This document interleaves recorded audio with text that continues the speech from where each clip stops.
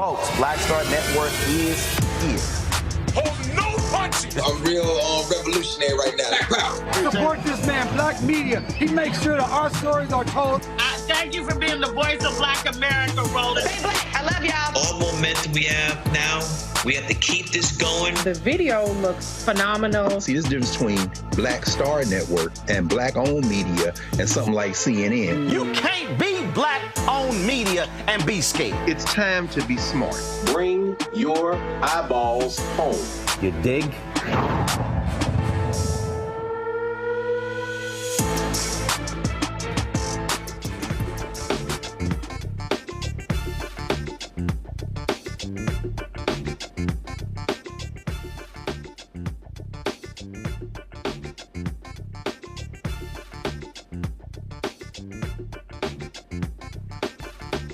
Today is Monday, July 1st, 2024. Coming up on Roland Martin Unfiltered, streaming live on the Black Star Network. The right-wing conservative Supreme Court creates a king in the United States. They say Donald Trump cannot be prosecuted for his official acts as president. We'll examine what that means for Trump's current indictments and the upcoming election. During the Thursday debate, Donald Trump made a number of lies regarding the military. We'll be joined by retired Lieutenant General Russell Honore to debunk those lies. Also, Illinois Attorney General Kwame Raoul is leading the charge to keep DEI initiatives in law schools. He'll join us on today's show. Plus, those Fort Worth, Texas jailers who killed a Black inmate have been arrested. An Oklahoma State Superintendent says if teachers don't follow the curriculum to teach the Bible in schools, they could be fired. And Democrats continue to whine and complain and whip the bed over Joe Biden's performance in the debate. For me, it's real simple. Shut the hell up and get over it. It's time to bring the funk. I'm Roland Martin Unfiltered on the Black Star Network. Let's go. He's got it. Whatever the miss, he's on it. Whatever it is, he's got the scoop, the fact, the find. And when it breaks, he's right on time and it's rolling. Best believe he's knowing. Putting it down from sports to news to politics. With entertainment just for kicks, he's rolling. It's on go, roll, y'all. It's Roland Martin, yeah. Rolling with Roland now. He's funk, he's fresh, he's real, the best, you know he's Roland Martin now.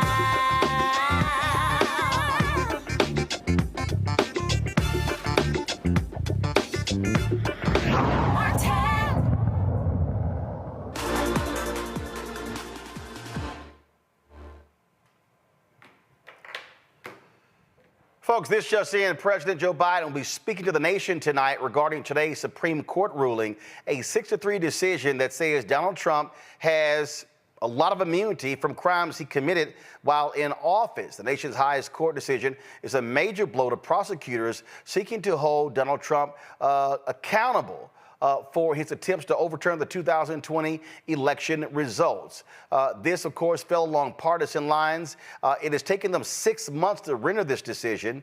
And remember, Justice Sonia Sotomayor warned us about rulings that will be coming down. Well, now we have this. Joining me now is Ellie Mistel, Justice Correspondent for The Nation. Also, Adam Sir, staff writer with The Atlantic. Glad to have both of you here. Ellie, I want to start with you. How bad is this? For folks who don't understand the law, who they don't follow this stuff closely, how bad is this decision? Significantly worse than even I imagined it would be. The crux here is that the president cannot be charged with the crime for acts he commits while he's in the White House. Now, you're going to hear a lot of people, a lot of apologists for the Supreme Court, a lot of centrist Republican-style people telling you that, whoa, they're unofficial acts that he could still be charged for. Yeah, but the key here is that the Supreme Court gave no guidance on the difference between official and unofficial acts. Arguably, everything the president does is going to be ruled as an official act. More importantly, the Supreme Court took away the ability to use evidence of what the president says and does as evidence against the president trying to say that his acts were in fact unofficial. Because if the president talks to the public or talks to his advisors about for instance, who he would like to assassinate, that communication is also official and thus can't be used to prosecute the president. So there's really no more bounds on what the president can do. It's elevated the office of the presidency to a situation where it is truly above the law. The president now has the ability to commit crimes. And again, I'll end there because that's one of the most important legal points. We're not talking about qualified immunity. We're not talking about immunity from civil liability. We're talking about crimes. We're talking about absolute immunity to commit crimes as long as you say committing that crime is part of my job as president of the United States. This is Justice Sotomayor. Anthony, go to my iPad. She says the court effectively creates a law-free zone around the president, upsetting the status quo that has existed since the founding. This new official act's immunity now lies about like a loaded weapon for any president that wishes to place his own interest, his own political survival, or his own financial gain above the interests of the nation. The president of the United States is the most powerful person in the country and possibly the world. When he uses his official powers in any way, under the majority's reasoning, he now will be insulated from criminal prosecution. Orders the Navy's SEAL Team 6 to assassinate a political rival, immune. Organizes a military coup to hold onto power, immune. Take a bribe in exchange for a pardon, immune. Immune, immune, immune. Let the president violate the law. Let him exploit the trappings of his office or personal gain. Let him use his official power for evil ends, because if he knew that he may one day face liability for breaking the law, he might not be as bold and fearless as we would like him to be. That is the majority's message today. That right there sums it all up. This is literally saying this is like if you have a criminal informant and the FBI says you can commit any crime you want to because you're our informant, don't worry about it. We're going to get you out of it. You're never going to get arrested. You're never going to even be prosecuted. Yeah, pretty much. I mean, there are no bounds around this ruling, which I think is the scariest part here, right? Like, you could have look, I thought Trump was going to win at least partially in this case. You could have constructed a ruling that said, well, there are some criminal acts that are clearly so against the nature of lawful proceeding, blah, blah, blah, remanded it back down to the lower court for further review and instruction. Supreme Court did none of that. The Supreme Court, Roberts, writing for the majority in Supreme Court, did none of that, and he simply said that anything that is within his obvious constitutional powers, he has absolute immunity for, and anything largely, that could be arguably said to be an official use of power, well, he has presumptive immunity for that. That is an immunity that no other official in this country has, not a cop, not a meter maid, not a congressperson. Only the president is allowed to commit crime and never, ever be prosecuted for it. He's the only person in the country that's now allowed to do that. So the notion of equal justice under law, that just goes out of the window. Well, I mean, if you look at the history of the United States, we could talk a lot about the history of the Constitution, the text of the Constitution, the framers' intent. But one thing we know that they deliberately were trying not to do was create a king. And here you have the Supreme Court's originalists, the people who supposedly care the most about the history of the Constitution and the framers' intent, saying, actually, if Donald Trump wants to be a king, he can be a king. And I think what we need to understand about this ruling is that we're talking about it in the context of Trump trials, him possibly being prosecuted for what he did in the past. But this is really a forward-looking ruling. It's a ruling that says when Donald Trump is president again, he is allowed to go on the crime spree that we, the justices, the conservative justices of the Supreme Court, want him to go on. We will not stand in his way. He can commit any crime he feels like committing because he is the president. That's what this ruling says. I guess all of these comments here during confirmation hearings don't mean anything. Go to my iPad. Watch this.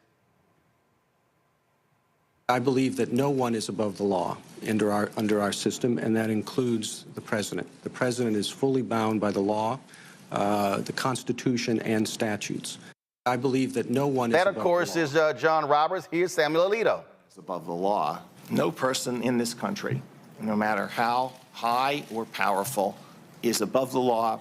It has been a particular honor for me to serve on the Court of Appeals for these past 15 years. Now, that's Sam Alito. Now, guess what? Here is Brett Kavanaugh.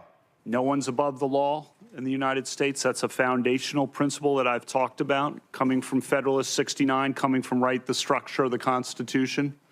We're all equal before the law in the United States of America. Well, we know all three of them were lying because they comprise 3 of the 6, Ellie.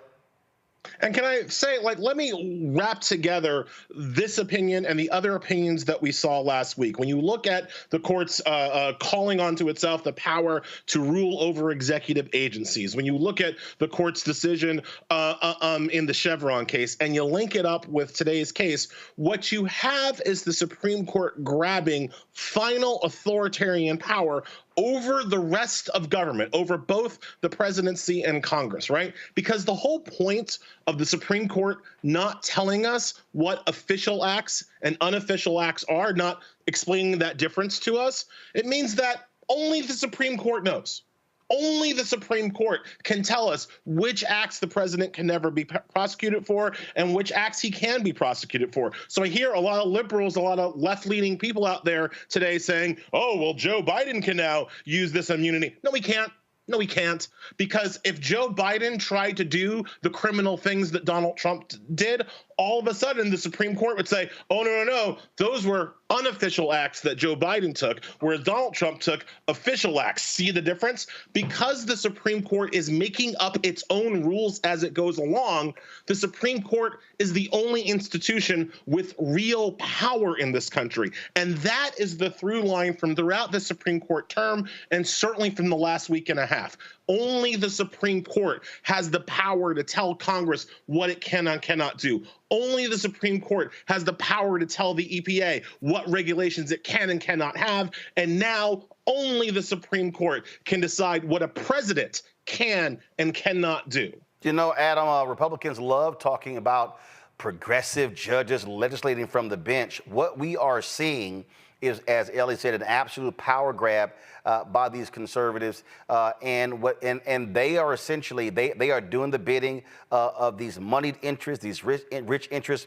You talk about the Chevron case. You talk about now, even if a rule has been enacted, decades ago, they can go back and now sue. I mean, the chaos. Judge Ketanji Brown Jackson talked about that. The chaos that we are about to see unleashed on this country, especially if Donald Trump wins, is going to be nothing that we've ever seen before.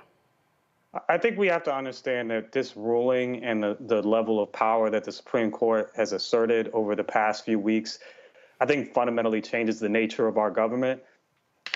Whatever we were before those rulings, I think we're becoming something different now, and we will become something even more different if Donald Trump takes power after the November election.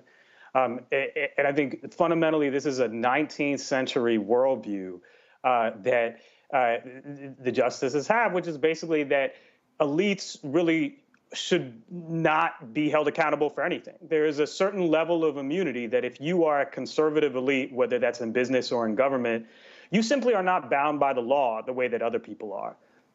And so I think it's important to go back to those statements that they said, well, nobody is above the law. They're actually creating classes of people who are above the law, and those people are all their political allies and friends. Ellie, what people have to understand, again, Sotomayor talked about, hopefully a president doesn't go there. Let's be real clear. Donald Trump has already went there. He knows no bottom. There's no such thing as guardrails. Justice John Roberts, in his opinion, literally said that because the president is pursuing his duties to uphold the law, he can inquire about investigations of the Department of Justice when we've operated as if there's sort of this wall between the executive branch and the DOJ so they can maintain their independence. Roberts has just said, oh, the hell with that. The president can call the attorney general, give me an update on this case, involving him, involving a family member, involving an administration official. That's what John Roberts is saying. Yeah, he's obliterated the separation, the wall of separation that's supposed to exist between the president and the Justice Department. Democrats are well aware that Joe Biden does not call Merrick Garland up and tell Merrick Garland what to do. But that separation, that's out the window. If Trump gets back in, as he was already doing with Bill Barr and Jeff Sessions and the toilet bowl salesman man, whoever he puts in as Attorney General next, be it Stephen Miller or Mike Davis or some other kind of unreconstructed racist that Trump finds out of 1965 Alabama, it will be a situation where Trump can call that attorney general up every day and instruct him who to prosecute, who to let off. That's, again, the kind of massive power that the president has accrued to himself under this ruling. And to go back to Adam's point, when you talk about the class of elites that Adam is absolutely right that the Supreme Court is creating, let's also not forget the earlier decision last week where the Supreme Court made it okay for people to take bribes, as long as they're called gratuities or tips after the fact. It's completely legal now for public officials to take bribes so they can get paid for a decision that helps out their powerful friends, just like this one today. It's a all hands on deck reformation and reimagining of what America is supposed to be. And that reimagining is not one in line with democratic self-government principles. And of course, that has always been the point of the conservative takeover of government and especially the courts. They don't want democratic self-government principles because they understand that they might lose in a democratic self-government, right? They might lose free and fair elections. They lose all the time. They don't have the kind of political and demographic advantage that allows them to forever keep whites' power in a democratic system. So now they've gone to the courts to impose that power as a form of minoritarian rule on the rest of us and make sure all of their friends are, again, above the law and unable to be held accountable by it. I want to add something to what Ellie just said. I mean, when you talk about when Roberts obliterated DOJ independence with that sentence saying the president is allowed to have conversations about investigation, that is the president. Donald Trump is right now saying he's going to pursue retribution against his political enemies. So with that, with Donald Trump going on the campaign trail saying, I'm your revenge, I'm your retribution, all that stuff, John Roberts, having seen that, decided to write into this decision, oh, and by the way, when Donald Trump becomes president again, he can prosecute whoever he wants, and he can decide that other people, his friends and cronies who commit crimes, those people will not be prosecuted. He could decide that those people will not be prosecuted. So it's really sort of a frightening window into what the Supreme Court thinks about both itself and about Donald Trump, which is that they want their guy to be president, and when he is president, to be unbound by the law or the Constitution in any sense, except to the extent that they decide they don't like something he's doing, which is to say that they're in charge now. And Ellie, let's be clear. This decision today, this was not specific to the case that came up. They decided, and we saw this in their questions, they basically pushed aside the actual case that was in front of them, and they decided to create a standard for the future that had nothing to do with the case that was presented to them.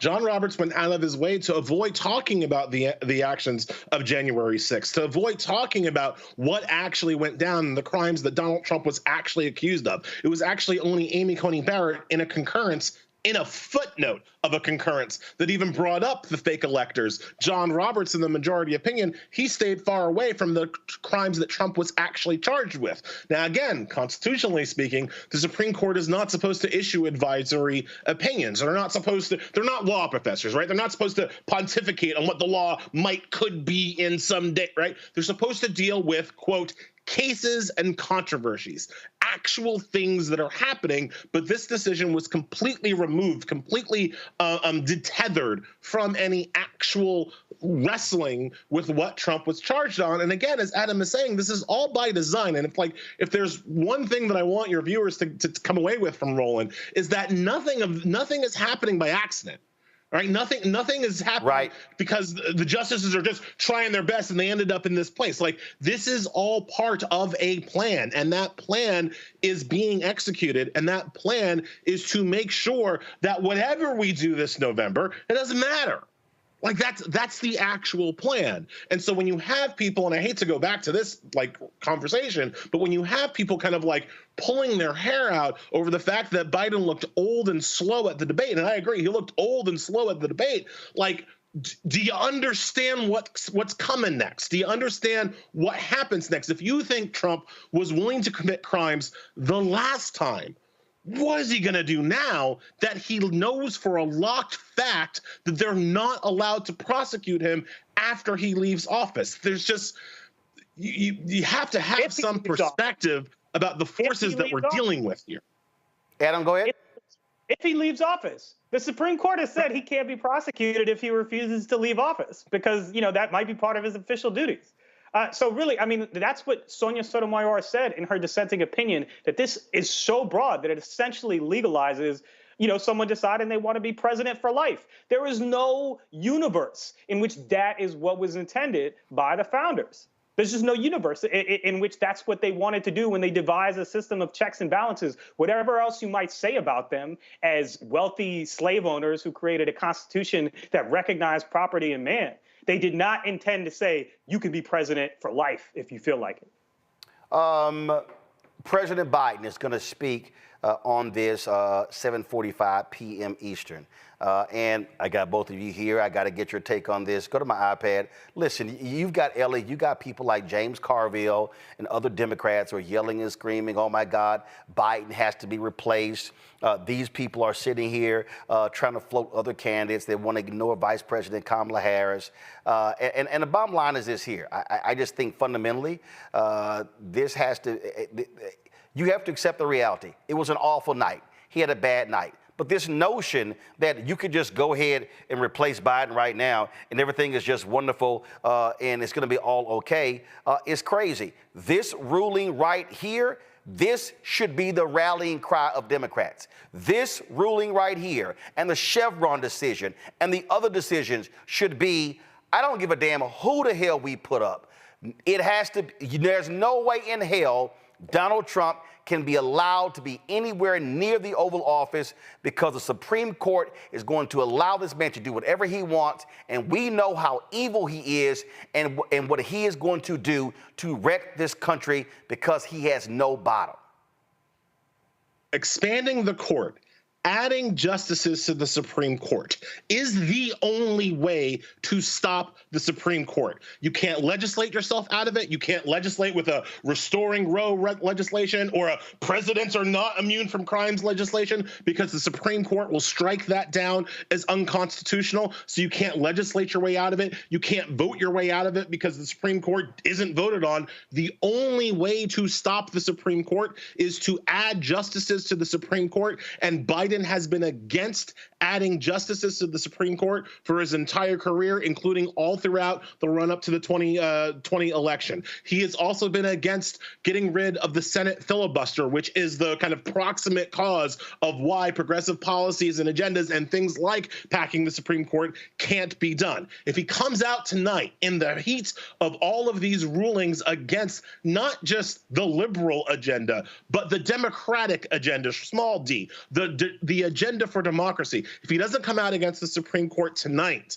and say that something must be done to bring these people to heel, then I don't know when he is going to come to it. That is the only solution. In terms of replacing him on the ticket, I'll go to the law here because that's my expertise. If you want to replace Biden on the ticket, the literal only person who can replace him on the ticket is Kamala Harris. I don't say that because I like Kamala and I'm black, although I do like Kamala and I'm black. I say that. Yeah, we know you. We know you black with that Afro pick. We know you black. But go ahead. I say that because the people who gave them money gave the money to Biden Harris, not Biden or whatever other white guy you guys come up with, right? So if Biden is not going to be the nominee, all of the money and the spending and the ad buys that have been done on behalf of the Biden-Harris campaign go to Kamala Harris. So if you don't like Biden, then your choice is Harris. And if you don't like Biden or Harris, then I guess your choice is fascism. But those are your choices. Those are the sum totals of your option. Biden, Harris, fascism. Pick one and join me in November. Adam, And Adam, you don't have a pick, Afro pick with you today, but go ahead. Unfortunately, I no longer have an Afro to pick, although I did have nice hair when I was, 18 years old before it started falling out. But, I mean, obviously he's right. I think the trouble is that if you say that Joe Biden has to step down because he's not, he can't campaign, then I think he really has to resign, because there's no way that he can campaign, but he can discharge the office of the presidency. And I'm not saying, I'm not saying he has to resign. That's not what I'm saying. But I am saying if he chooses not to run, there's no logic that says he can stay in office to do that job, but he's just not up to running a campaign. Now, obviously, the office of the presidency is much more difficult and much more complicated. But he's right. The only alternative is Harris. It's either Biden or Harris. Those are your choices. So people have to figure that out. All right, then. Ellie Misto, Adam Sir, gentlemen, I appreciate y'all joining us today on the Black Star Network. Thanks a lot. Love being on with you two brothers. All right, appreciate it. Folks, got to go to break. We'll be right back with our panel to get their thoughts on today's momentous decision from this Republican right-wing conservative Supreme Court. You're watching Roland Martin Unfiltered on the Black Star Network. On the next Get Wealthy with me, Deborah Owens, America's Wealth Coach, you see the headlines. All frightening, right? Interest rates are going up. The recession is on the way. The stock market is up and down. But you know what they say, scared money don't make money. That's why I'm excited on our next Get Wealthy to have a conversation with someone who has written a new book, Fearless Finances, and she's going to share exactly what you need to do to secure your bag regardless of the ups and downs of the economy or the stock market. Oftentimes you can start with as little as $5. That's right here, only on Get Wealthy on Black Star Network. Now streaming on the Black Star Network. If we look at all of the best mans, the movies, and then of course, series on Peacock, why do you think it resonated so well? Well, I think it's a reflection of us. I think it's a reflection of authentic black people, the way they see themselves. And in some instances, aspirationally so.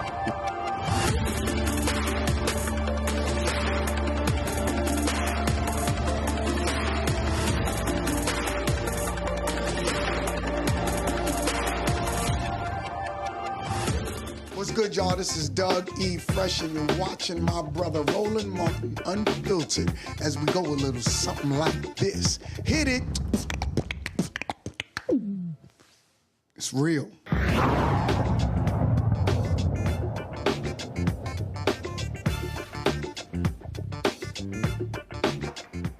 All right, folks, let's get right to it with my panel. Dr. Julian Malveaux, economist, president, emerita at Bennett College, also author, coming to me from D.C., Dr. Amakongo Debinga Sr., professorial lecturer, School of International Service, American University, also from D.C., and former Georgia State Representative Rita Shannon from Atlanta. Glad to have all three of you here. Amakongo, I'll start with you. What we are dealing with is a hardcore right-wing conservative court that is deadly entrenched in the camp of Donald Trump. They want this man to be president. They are pushing forth an ideological agenda. This notion that the Supreme Court is nonpartisan, they call balls and strikes, is absolutely BS. Yeah, and I think we have to be mindful of the fact that this is not an activist court. An activist court tries to enforce the Constitution in their view in some way, shape, or form. This is an extremist court. This is its goal. It's a MAGA court. And their goal is to be in line with Project 2025 and be in line with a man who said that he wants to seek retribution. And they did this with abortion, and they did this with all of the cases, affirmative action, this idea. They always try to go to some pie-in-the-sky theory instead of dealing with what's right in front of them. And it's shady and it's despicable, and we shouldn't be surprised that this has been their MO. And it's like you said right before we went into the break, Roland, now it's like it doesn't even matter. Like, the fight is real. And if it's always been real to us, Black Star Network, all of the panels every day, all of us who vote, Black Voters Matter. But I'm talking about for the rest of the country. Like, if you didn't realize how real this was before, you have to realize this now. The United States can no longer say nobody's above the law. You have to say nobody's above the law except the president. You can no longer say, you know, that we hold these ideas to be self-evident and we believe in institutions. No, you have to say as long as the leaders believe in them too. Because who knew that it would just take one person and say, well, I don't believe in the Constitution, and all of a sudden here we are.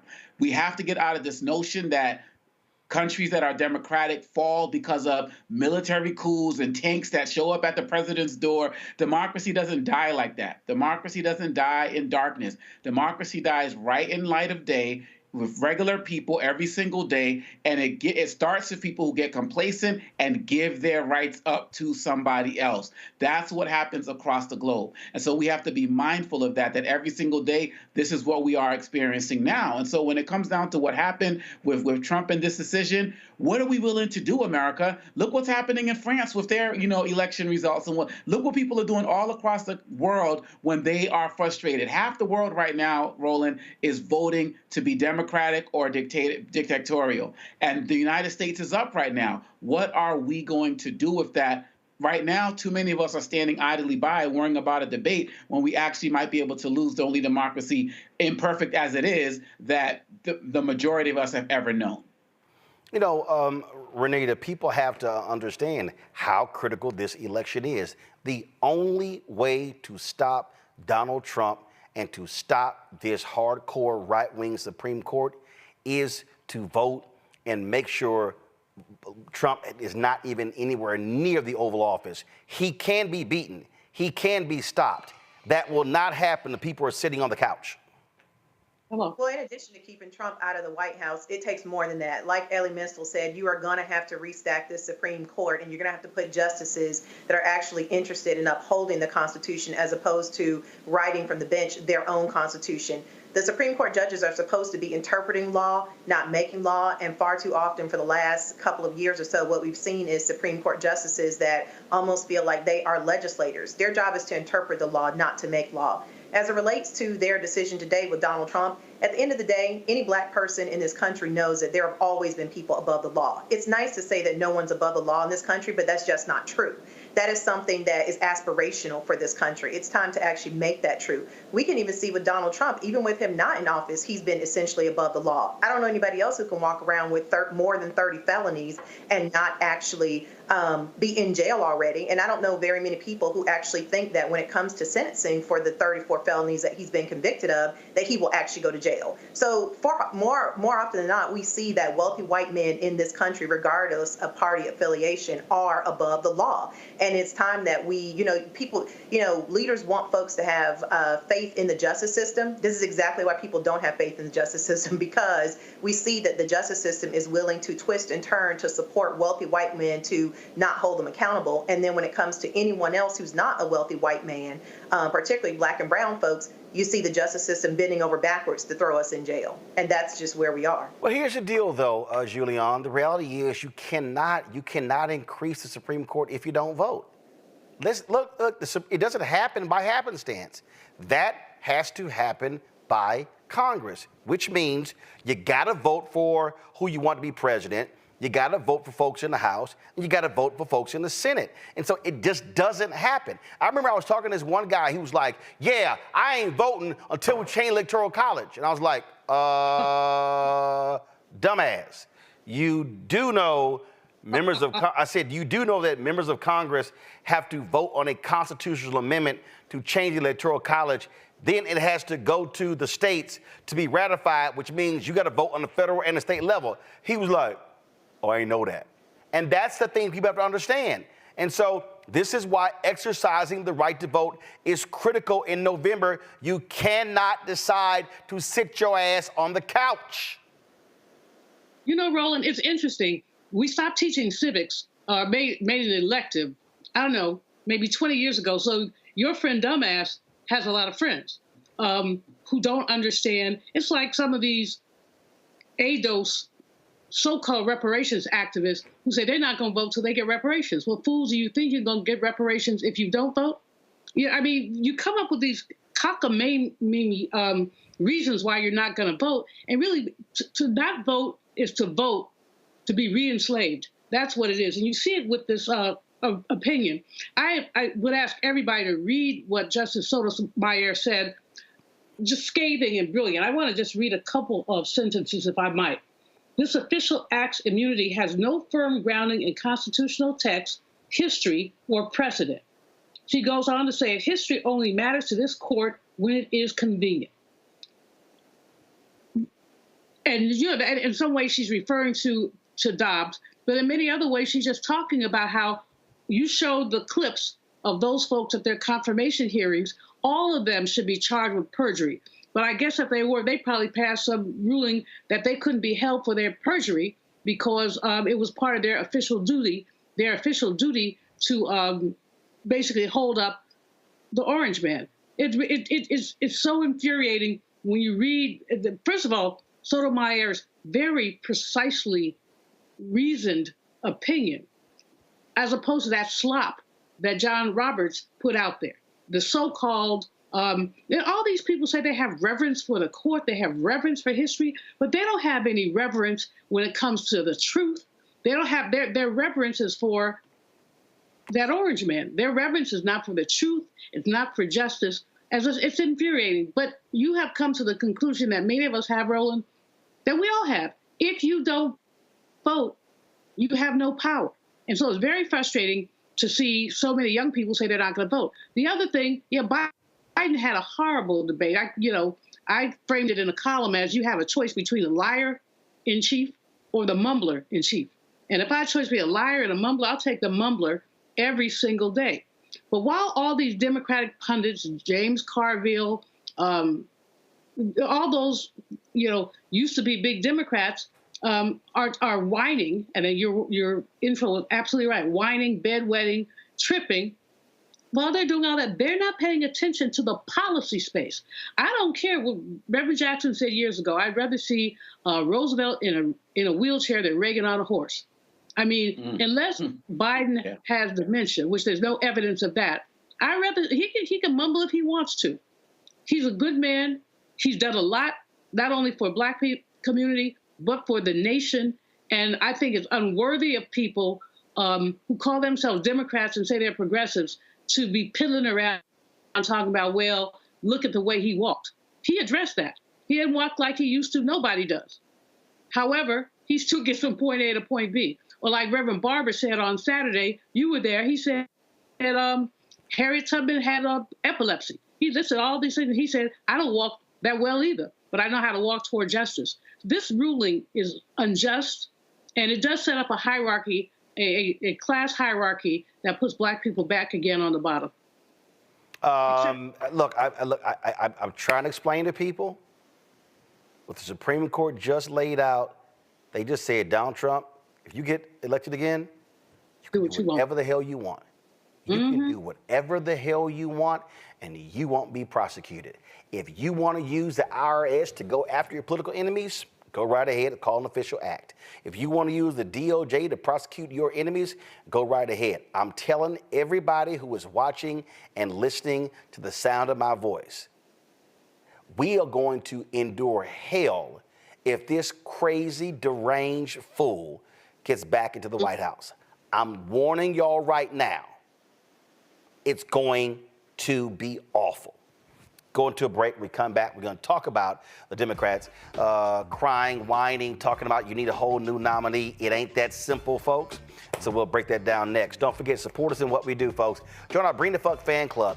You can see your check and money order to P.O. Box 57196, Washington, D.C., 20037-0196. Cash App is $RM Unfiltered. PayPal, R. Martin Unfiltered.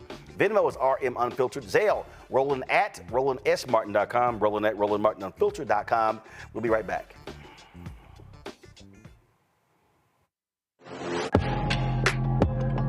A lot of y'all have been asking me about the pocket squares that we have available on our website. You see me rocking the Shibori pocket square right here.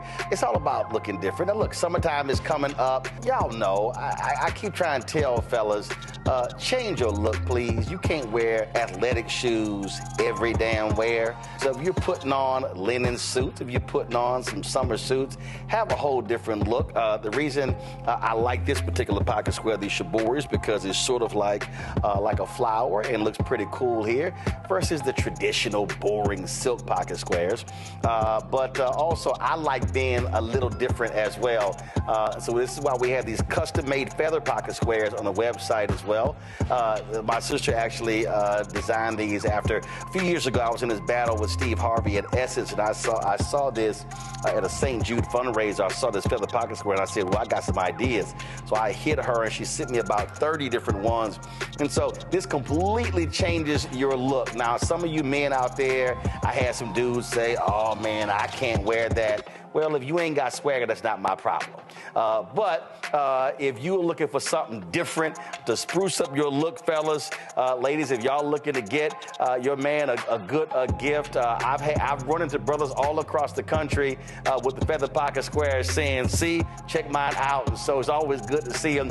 And so this is what you do. Go to RolandSMartin.com/pocket squares. You can order Shibori pocket squares or the custom-made pocket squares. Now, for the Shiboris, we're out of a lot of the different colors, and I think we're down to about 200 or 300. So you want to get your order in as soon as you can, because here's what happened. I got these several years ago, and the Japanese company signed a deal with another company, and I bought them before they signed that deal, and so I can't get access to any more from the company in Japan that makes them. And so get yours now. So come summertime, when I see y'all at Essence, y'all could be looking fly with the Shibori pocket square or the custom-made pocket square. Again, RolandSMartin.com/pocket squares.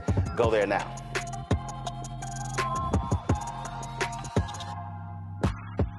Hi, everybody. I'm Kim Coles. Hey, I'm Donnie Simpson. Yo, it's your man Deion Cole from Blackish, and you watch Roland Martin, Unfiltered.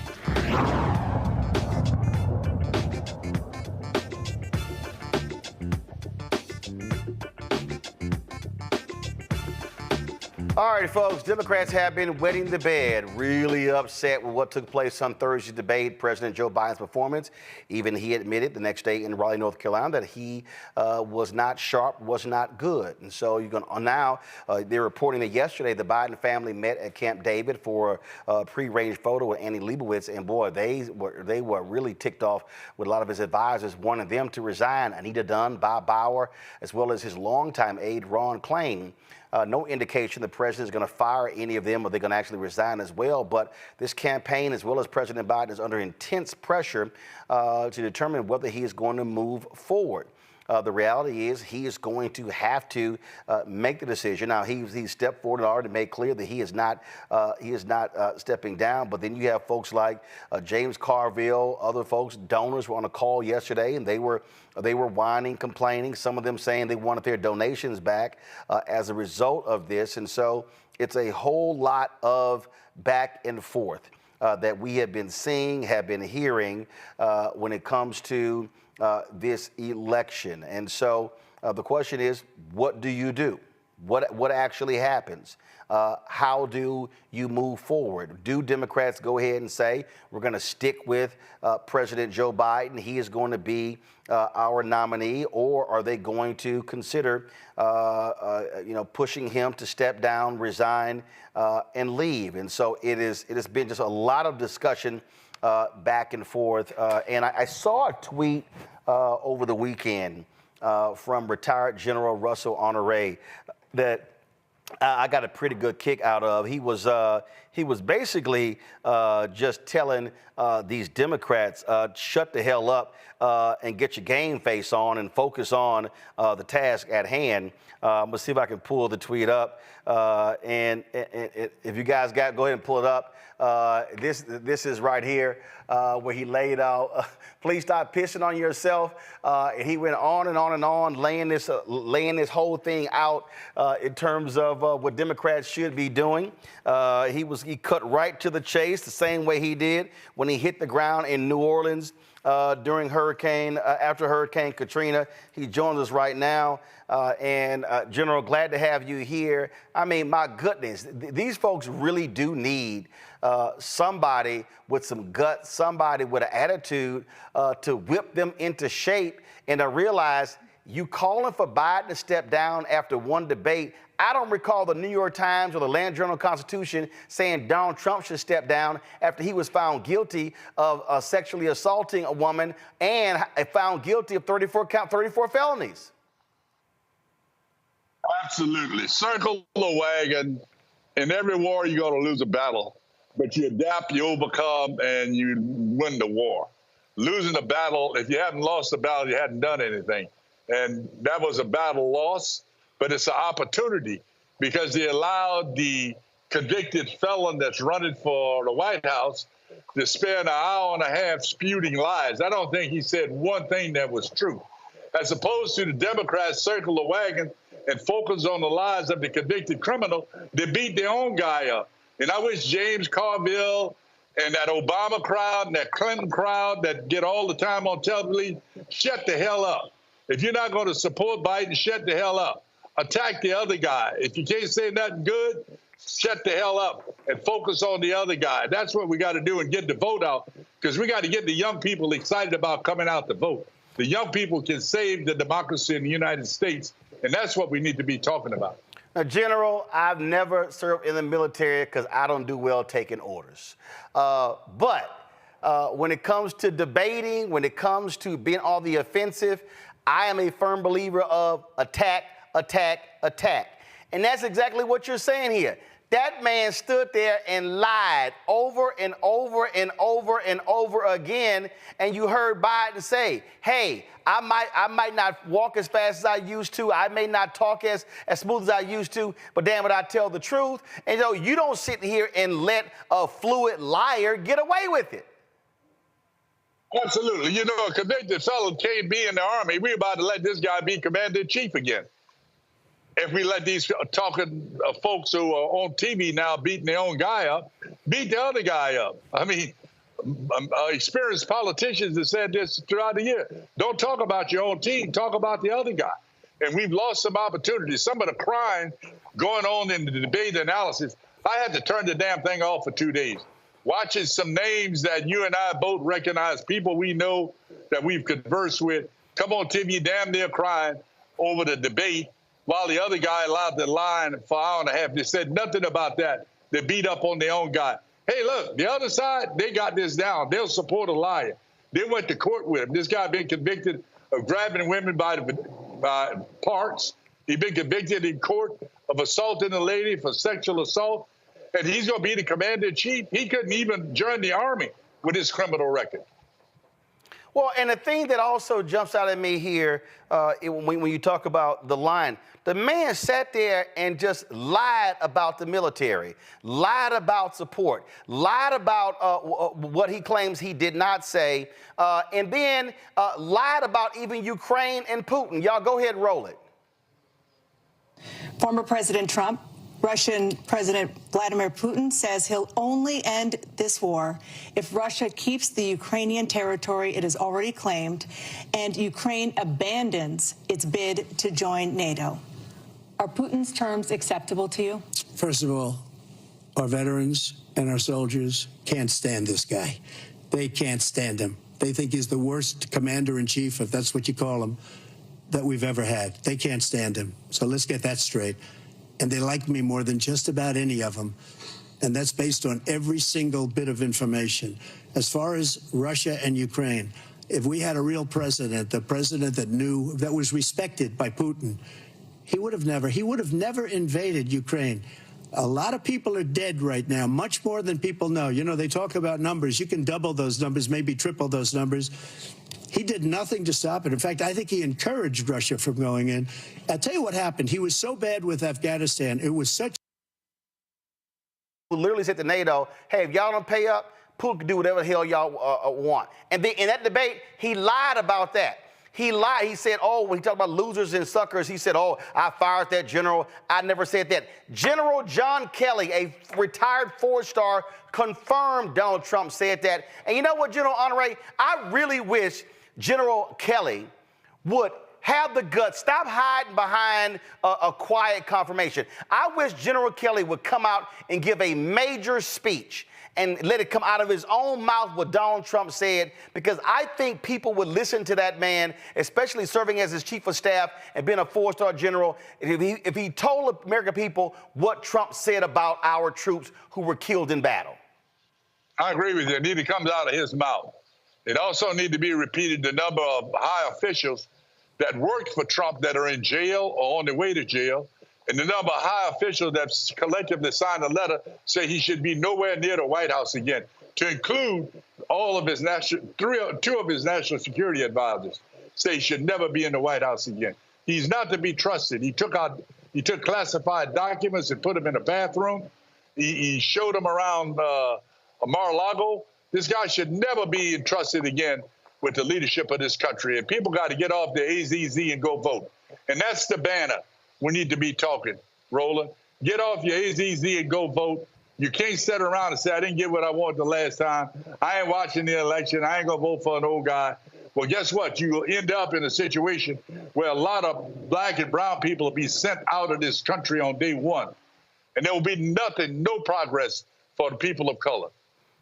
I'd be curious, General, have you volunteered or have they reached out to you? I would love to see you do something with Vice President Kamala Harris in North Carolina, in Virginia, places where we have battleground states where you got significant veteran presence, or even something, she's doing a lot of conversations with black men because what I believe is it's great having actors and comedians, but I just think you got to have some folk who are speaking a different way in some of these conversations. So I'm just curious, have you expressed interest in doing anything like that or what you want to?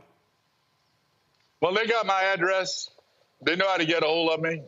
But remember, they trust fellow politicos, people that have run campaigns. And if you hadn't run a campaign, you have no voice. The other side used their public servants quite effectively in the last election.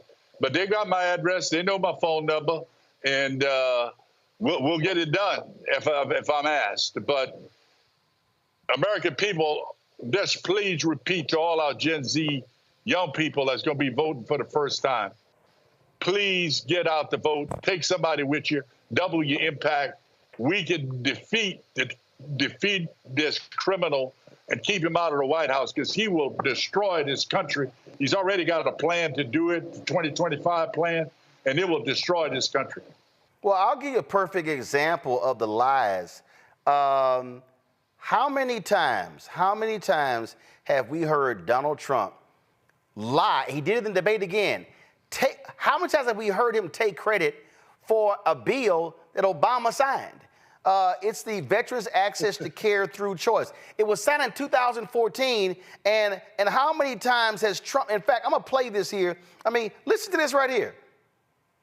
And people are waiting on line for a week, 2 weeks, a month, 3 months. And I made a deal with Congress. I had to get it through Congress that anybody that has to wait more than 24 hours goes outside, goes to a local doctor, we pay the bill, they get themselves fixed up, and it worked. And people are waiting on. That's a lie. That's a lie, because this right here, this Obama signing the bill. President and Commander-in-Chief, and I have no greater privilege than the chance to help make sure that our country keeps the promises that we've made to everybody who signs up to serve. And as long as I hold this office, we're going to spend each and every day working to do right by you and your families. I'm grateful to you. God bless you. God bless America. With that, I am going to sign this bill. Thank you very much, everybody. I mean, this is literally, go back to it. This is literally Obama signing the bill that Trump has, for the last 7.5 years, claimed that he got passed. The man, I keep saying, the man will lie about a lie. Yeah, if his boss is moving, he's lying. I can just tell you that. He's a lying criminal, is what he is. And I hope our members of Congress get their big pants on and come out and support their candidate and stop talking about what didn't happen at the debate and talk about this lying criminal that's trying to get back in the White House that will destroy our democracy. Look what he's done with this Supreme Court. Look what they did today. They basically told him he could do anything he wants. He literally could go down the street and shoot somebody. He literally could take SEAL Team 6 and go shoot somebody. Well, what happens right now? What the hell's going on in the country? That the President of the United States could order somebody eliminated? And the Supreme Court think that's okay? What the hell's going on? That court need to go away, and the only way it's going to go away is we got to win the House, the Senate, and the White House. People need to understand that. They're going after health care. They're going after women's health care. They're going to go after abortion pills, and they're going to eliminate people's right to vote. You watch what I'm telling you. We've got to defeat this criminal in the next election, and we got to win the House and the Senate. Don't forget to pick your candidates for the House and the Senate and vote for them, and take somebody with you when you go vote. All right, then. Well, General, I'm going to pass that note on to the Vice President's office, because I really think, again, if they want to have some real voices out there talking to veterans, talking to the military community, talking to black men, that you are somebody that will be a strong voice, because listen, this is all hands on deck. We can't take one day off between now and Election Day. We see the evil that's before our very eyes, and we cannot be silent to act like we can just coast. No, we can't assume anything. The best way to ensure Donald Trump never gets near the Oval Office is to hand him another L in November. You know, what I see, Laura, Roland, is the criminal brings out black entertainers and sports figures, selected people, to speak on his behalf. Where in the hell are the sports and entertainment people speaking on behalf of Biden? Where are they? Where's Oprah and them? Where they at? Great point. Great point. And you can't be waiting until October and November. You got to be doing it now. Absolutely. Good job, Roland. Keep up the message. All right, General Honoré, we appreciate it. Thanks a lot. I'm here. Get off your AZZ and vote. Yes, indeed. Let's go to my panel here. Listen, Renita, this is not that difficult. General just said it. You circle the wagons. Republicans have been circling the wagon. Okay, they know what they got. They know he a liar. They know he's a doggone thug in chief, but they want that power. And so Democrats are walking around like a bunch of punk asses. Oh my God, okay, he's too old. Trump been out there lying, mumbling stuff. Donald Trump actually stood out there and said, matter of fact, let me see if I can find it. Donald Trump actually said at one of these rallies that he got the vote of comedian Joan Rivers. Well, that's a little hard, because Joan Rivers died in 2014. So I don't know how in the hell she actually voted. Matter of fact, that was an audio interview. Listen to this. Joan said she was a Republican. Did you know that? I thought she might have been a Republican. Yeah. I know one thing, she voted for me, according to what she said. How in the hell she voted for your ass when she was dead?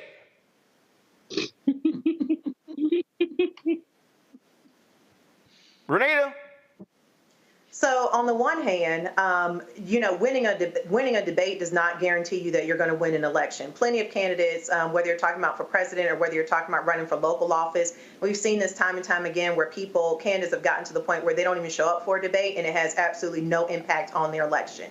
But on the other hand, and this is what I think that we're in the territory of now with what happened with the debate performance on Thursday, is that when you do show up to a debate, if there are catastrophic things that happen within that debate, then those are opportunities to make clips and to make commercials that can reach the general public, where the general public really doesn't watch debates like that. And that's usually not what they use to make their defining decision of who they're going to vote for. I know that my opinion is in the minority on this panel. It's completely fine. I'm fine with that. I've had the experience of campaigning to voters, and I'm going to tell you this. Saying that this is about backbone or people whining or anything like that is just not helpful. The worst thing that Democrats can do right now is dismiss people's concerns. At the end of the day, every voter has their own metric of what they're going to use to decide who to vote for. And so people are, alarmed right now because they understand that the average voter out there who we need as Democrats to show up and vote are not people who are going to take a lot of time to do fancy calculations about, well, you see, this is with the Supreme Court. We need this, we need that. They are going to go with their visceral reaction of whether or not they want to vote. So I think that there are pros or cons, whether or not they want to vote for Biden, because again, this is not a choice between Trump and Biden. That's the old way of thinking about elections. This is a choice about people voting or not voting, and that's a decision that every voter makes. At the end of the day, we have to listen to what people are saying. There are pros and cons, whether there's pros and cons to keeping Biden, there's pros and cons to trying to get another nominee. I think what the Democrats need to do, which is what they have not done for some time now, at least a decade, is actually go and deal with people's concerns head on. If people are saying that they don't feel confident that he can handle the job after Thursday night's debate, do not dismiss those concerns. You've got to deal with them. Because I'll tell you this, telling people that they have to vote and this is the way that they should make their decision, that doesn't make people actually vote. Voters are happy to stay home, and we will be upset, but they will not. And so at the end of the day, we can only decide what it is that we're going to use as far as how we decide who to vote for in our minds. But everybody always has a different way. Every voter has their own metrics that they're going to use to vote. And people are not going to go through whether or not they think he clinically has dementia. It's going to be that gut feeling. It's always been that way. Even look at when you go back when Nixon ran the first time against JFK, he didn't wear makeup at one of the debates they had. It was one of the first televised debates in history. And JFK ended up winning that cycle. And a lot of people attribute it back to Nixon looking tired. Well, let's be real clear. Let's be real clear. JFK also won because his daddy bought some votes. Right, but that debate was central to. No. I understand. I understand the debate, but here's the reality. They should not. Don't just dismiss concerns. No, but here's the deal. But no. I'm not dismissing concerns. I'm looking at what's sitting before us. And what's sitting before us is this. It's July 1st. First, all this talk about Whitmer, Newsom, Shapiro. Here's the problem. There's $220 million has been raised by the Biden-Harris campaign. That money can't go to anybody else. A small portion of that went to the DNC. Now, you got the people in the party, all of these people who are talking about replacing Biden, none of them are saying, let's make it Vice President Kamala Harris. And so you now got to get over that particular issue of the people saying, hey, let's replace the entire ticket and pull her off. Let's see how black folks feel about that. But let's say Harris is let's say, okay, he does step down. Harris is a nominee. Can't be Newsom, both are from California. Can't be Whitmer. America ain't gonna go for two women on the ticket. Can't be Westmore. They damn sure didn't go for two black people on the ticket. So now the question is, what are you now left with? And so all of those are factors here. And the reason why I call it bedwetting or whining, I'm also looking at how the opposition responds. The New York Times, Julian, never did an editorial calling for Donald Trump to step down after he was convicted. But they called for Biden to step down after one debate. Land Journal-Constitution never called for Donald Trump to step down after he was found liable for sexually assaulting E. Jean Carroll. But they said, oh, Biden should step down. Also, I saw Republicans in Congress go to New York City and just every single day standing there, oh, we're standing with Donald Trump. They circle the wagons. They know about all of his failings. They know about him cheating on his wives. They know about him cheating on his taxes. They know about him having all the money he owes because his charity that got shut down, inflating his businesses. But you know what they said? He ain't going nowhere. And so again, I believe what we're seeing here, Democrats love to play by a set of rules that nobody else is playing by. And so if I'm assessing what I'm looking at, what are my options? The reality is you ain't got that many options. And so the option likely is roll with the one that brung you. Because otherwise you actually think, oh, taking Biden and Harris off and putting somebody else in and then they running in a sprint for 2 months and you think you're gonna win? Yeah, good luck. But you know, Roland, this whole thing, I mean, you're absolutely right. I agree partially with Renita about listening to the people, going to the voters, hearing what they have to say. But at the end of the day, like I said, unless someone can prove to me that he has dementia, which he does not, I think Biden's a guy. I think we stick with him. Everybody's not going to be happy about it. But would you be happy with Trump? I mean, would you really, people, would you be happy with Trump? So you're right about, I forgot who said, I don't belong to an organized party, I'm a Democrat. And that's because Democrats just behave like we never agree.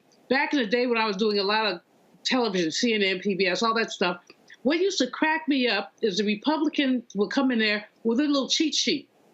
The Republican Party would send them talking points every morning.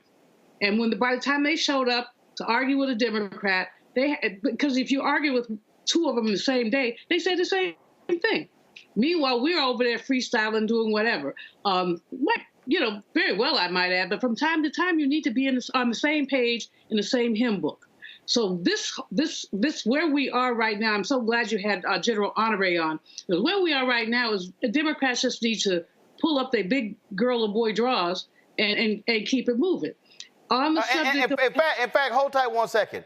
That was a Republican who was speaking at the Aspen Institute, who actually, what you just said, he actually said what you just said. It was quite interesting. Give me 1 second, see if I can find it. It was quite interesting listening to this guy. And again, he's a Republican operative. And he was talking about how you have to fight when you're in the middle of a battle. Here it is right here. Watch this right here. You have a candidate that has flaws. They're significant, but he's better than a 34-time convicted felon. Pick up your swords and march down the battlefield. That's how you win. It's not taking off-ramps, folks. The Republicans are not taking off-ramps. If you don't think this is a winnable race, you're not paying attention to the data. It's extremely winnable. Now, that guy's name is Mike Madrid, and again, has worked in Republican politics. And if there's anybody, Juliana, who knows about being cutthroat and going with it, that's Republican operatives. Absolutely. No, these Democrats, again, we dither around. We're all over the spectrum. On this one, we have to be united. But I don't see, I'm really frustrated. I want to say one thing about the Orange Man. Remember when Mary McCarthy wrote about Lillian Hellman? She said everything that she writes is a lie, even the and the and. That's Trump. Anything that comes, if his lips are moving, his behind is lying. And we know it. So how, like the Mike Miller said, how do we go along with someone with 34 felonies? I mean, I have relatives up under the jail. They only have like 3 felonies, 34 felonies. That sexual assault, cheating on his taxes, and bragging about basically what he can get away with. And now the court, of course, has affirmed that. The only way we get out of this imbroglio is that we vote. And young'uns, old ones, I have a young relative who told me he couldn't vote. I said, take your Aunt Juliana off your Christmas list, because I will not give you another quarter until I see a piece of paper that says you. We have to be hard line about this voting. We really, really do. And again, we've got folks who are running around. I'm thinking about some of my reparations people who want to vote for Jill Stein. Why? Why? I mean, when people start giving you these bogus excuses, what we have to say is why? What do you think you're going to get with crazy Robert F., whatever his name is, Robert F. Kennedy, wasting your vote on that? Jill Stein is a space cadet. What are you going to get from that? You have a protest vote. Your protest vote is to keep the Orange Man out of the White House. Congo, the Biden campaign dropped this ad today. Watch. Did you see Trump last night? I mean it sincerely. The most lies told in a single debate. He lied about the great economy he created. He lied about the pandemic he botched. And then, his biggest lie, he lied about how he had nothing to do with the insurrection of January 6th. We all saw with our own eyes. We're going to walk down to the Capitol, and I'll be there with you. We saw police being attacked, the Capitol being ransacked. He did not a single thing to stop it, nothing. Folks, I know I'm not a young man, but I know how to do this job. I know right from wrong. I know how to tell the truth. And I know, like millions of Americans know, when you get knocked down, you get back up. I'm Joe Biden, and I approve this message. Now, I'm Congo. Totally understand the point that Renita is making there in terms of where people stand, how they feel, but here's and also the clips. But here's the other thing. Yes, I know the numbers. 51 million watched the debate. That was actually the lowest watched debate since 2004 between Bush and Kerry, okay? Which was like 74, 75 million, all right? It was June 27th.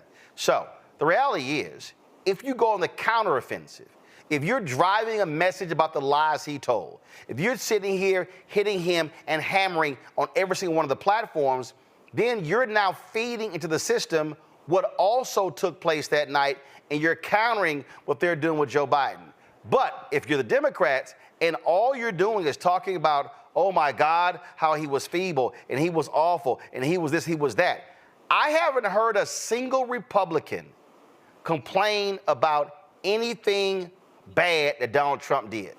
They've been on the offensive. That's all I'm talking about. When you sit here, you don't accentuate your negatives, you accentuate your positives, or you accentuate the other person's negatives. Mm-hmm. Absolutely. And that's the beautiful thing about this happening in June, is that you have plenty of time to provide a counter narrative. And so going off of what Renita was saying, I understand what Renita is talking about as it relates to individual voters and the incentive that we need to give and the language. I get that. My bigger issue is with the Democratic insiders, the Democratic consultant class, One thing I appreciated over the weekend was all of the Democratic politicians that I saw. I haven't watched everybody, but Clyburn, Jeffries, Pelosi, everybody was like, yeah, it wasn't the greatest, but we stand behind him. Like, that's what you're supposed to be doing publicly, and you're supposed to bring all of this other stuff. You're supposed to keep it in-house as it relates to what needs to happen going forward. Look, they can all come together and decide, hey, Biden, we're going to support you, but as soon as you get over and you win, resign so Kamala Harris can take over. Like, do something like behind closed doors. But all of this bickering now, what are you going to have, a broker convention? You know, it's going to look worse than 68. Like, what are you really going to do in the next 4 months that's going to fully change the directory when you have a man who thrives off of his opponents not being unified?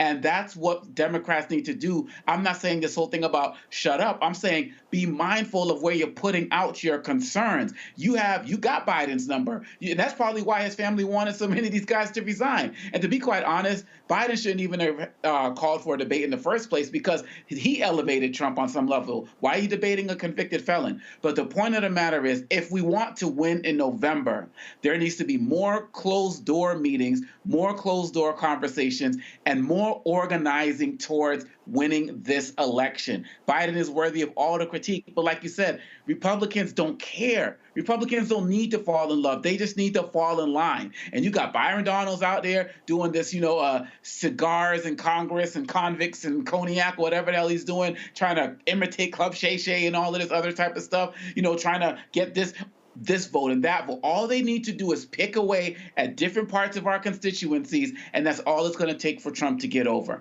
And so I'm saying the Democratic consulting class and other influential people need to be more organized that way. And lastly, shout out to Taraji P. Henson, who actually did what Russell Honore was talking about and used her Black celebrity status to call out the importance of voting for Joe Biden and against Project 2025 and all of this other stuff at the BET Awards. My focus is real simple. Take his ass out at the ballot box.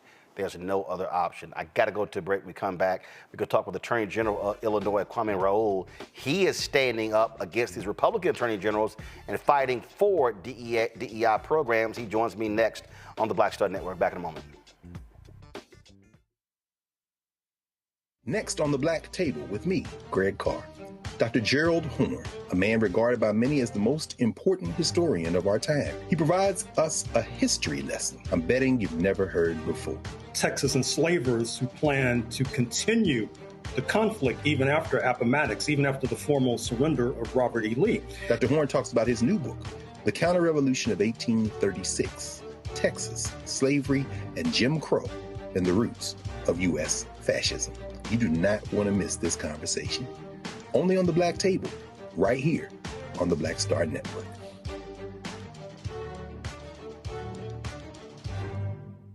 On a next, A Balanced Life, it takes a village to raise a child, and truer words have never been spoken. If you're raising a child, you know that it's a blessed challenge like no other. Even more so if your child has a disability. We'll talk to parents and our expert panelists about the best way forward for your child to help you maintain your own sanity. On a next, A Balanced Life with Dr. Jackie on Black Star Network.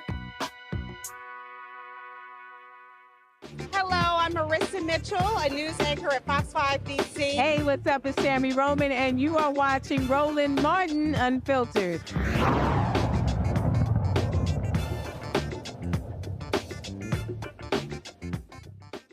When the Supreme Court ruled against affirmative action in colleges and admissions, Republican attorney generals, what they decided to do was attack these programs all across the country, sending letters to various law firms saying that their programs were unconstitutional. Well, now you have progressive attorney generals who say that the American Bar Association's standard on diversity and inclusion is important and must be upheld.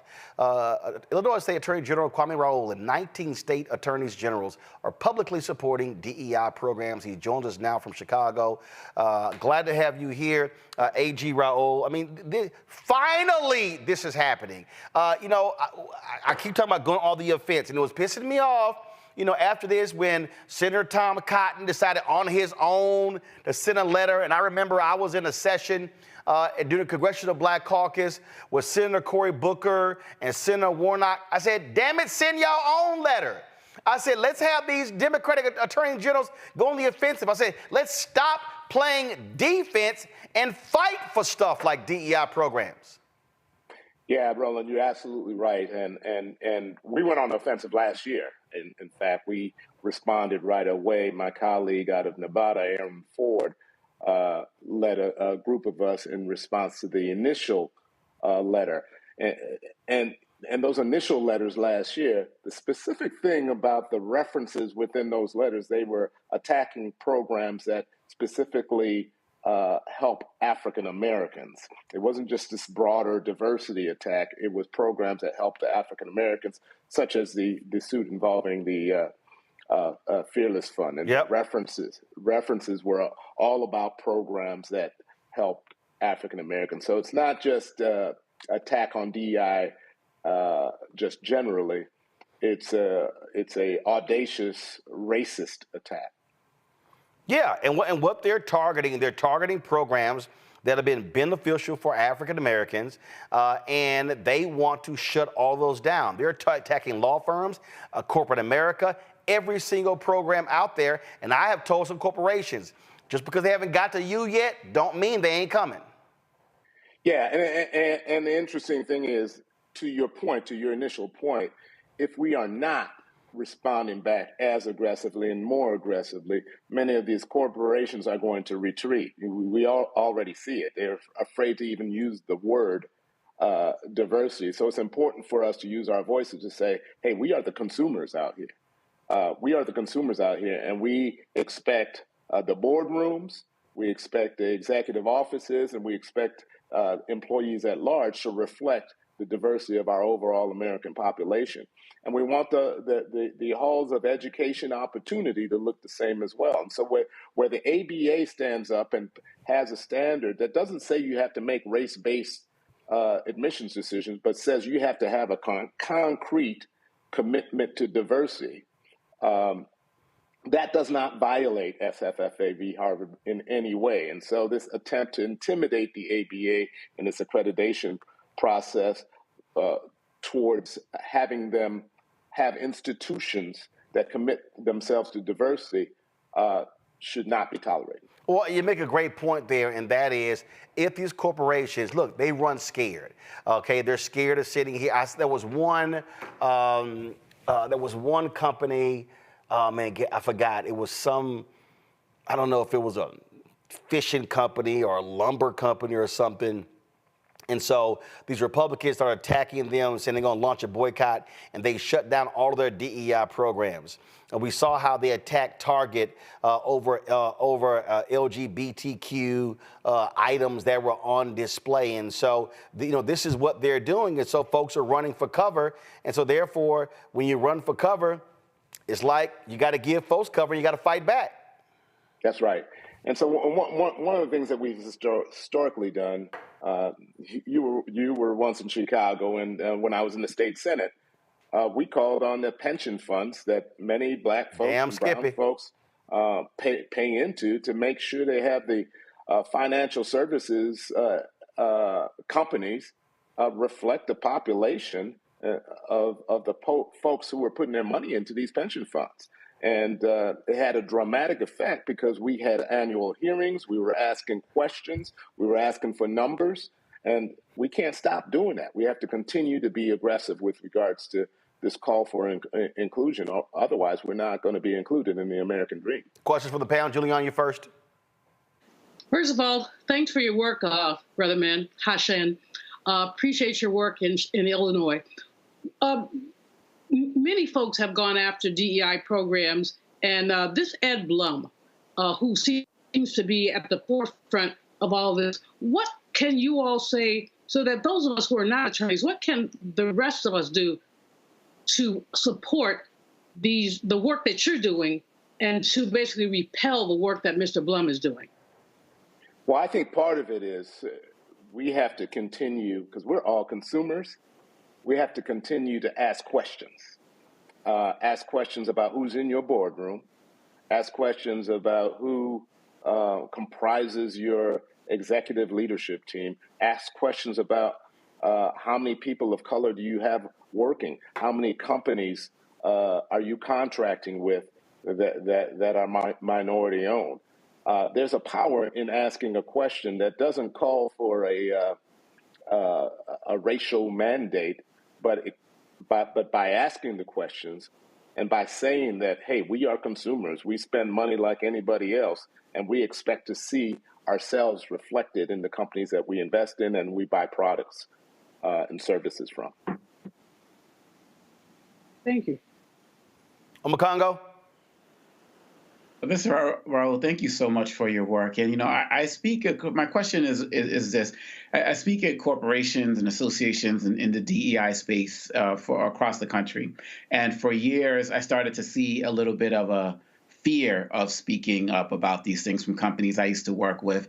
And then I started to see a shift towards a little bit of a diversity fatigue. You said that y'all were right at the top from the jump speaking out about why this was a problem, people trying to end DEI. What are you seeing now, July 2024, in terms of an attitude shift of the people that you're working with, and how are they responding to what you're doing? Yeah, and so I don't want to make it seem like we're out here alone with this advocacy. We've connected with the Black Economic Alliance, the Congressional Black Caucus has put out letters asking those questions that I referenced earlier. So there's a willingness for folks to speak out, and there's some corporate representatives as well who have said we are not retreating. Now, I'm not going to tell these corporations, because I wasn't happy with the decision in FFA v. Harvard, and I'm not naive about. We've seen the Supreme Court's decisions over the last week, including today. I'm not naive about how our courts are comprised and the dangers that may exist, but it's not a time for us to retreat. Renita?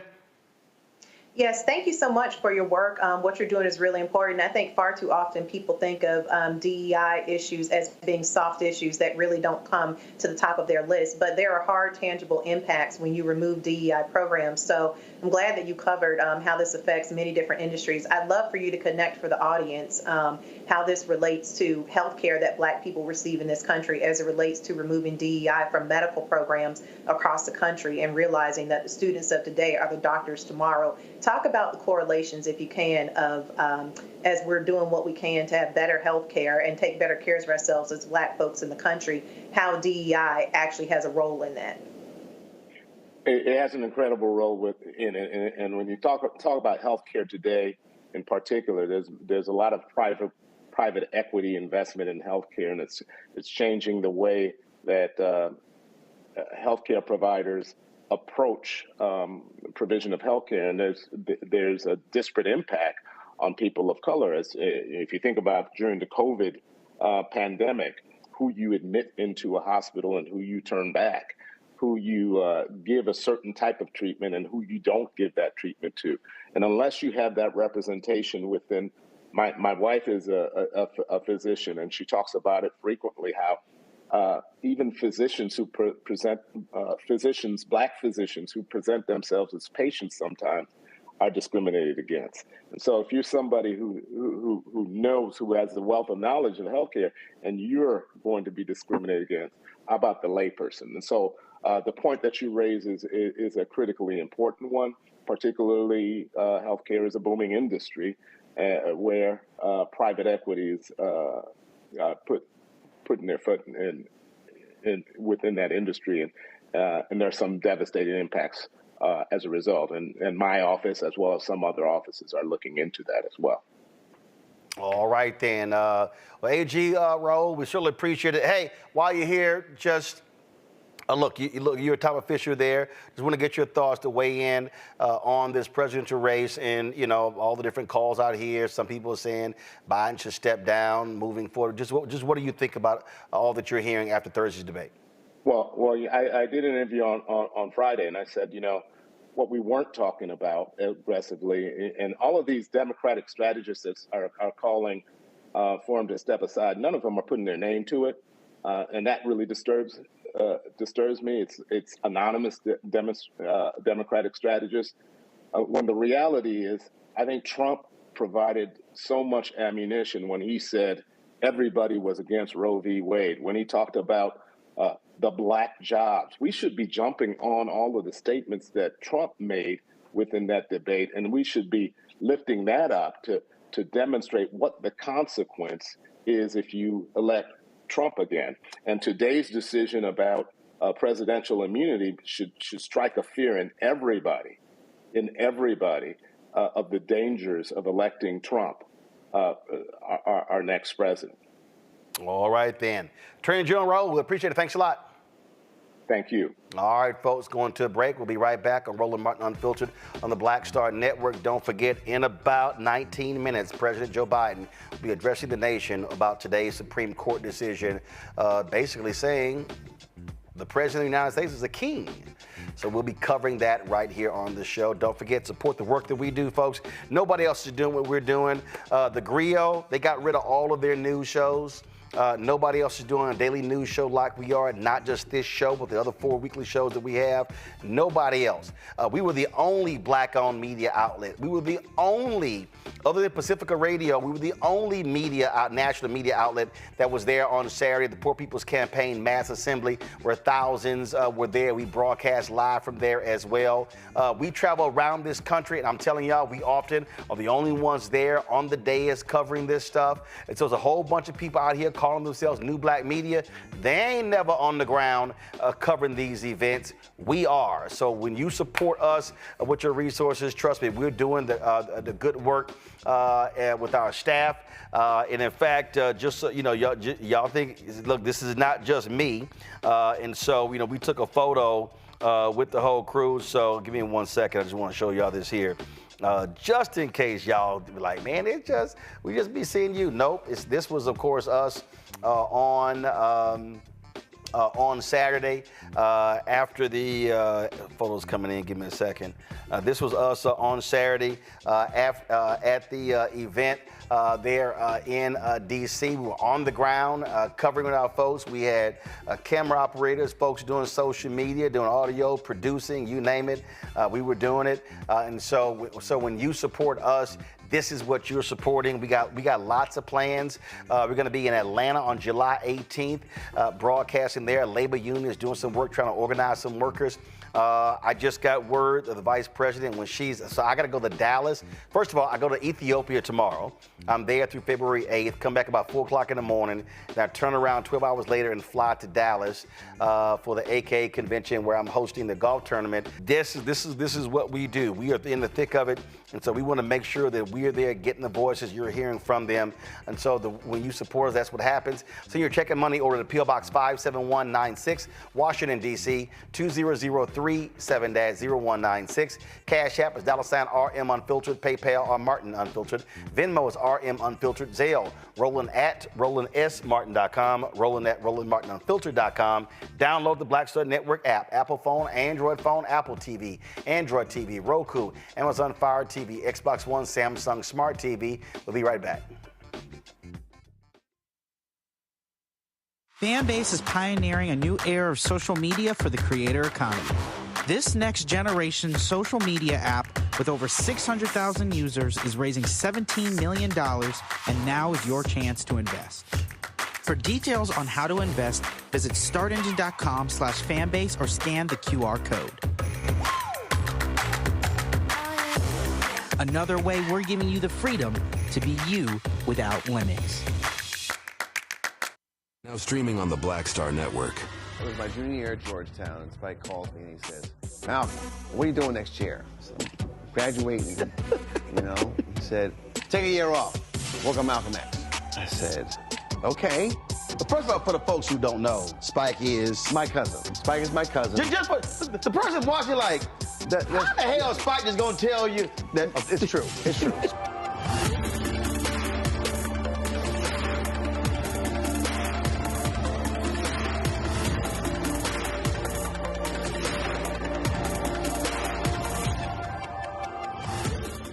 Hey, yo, what's up? This is Mr. Dalvin right here. What's up? This is KC. Sitting here representing the JODECI, that's Jodeci. Right here on Roland Martin Unfiltered.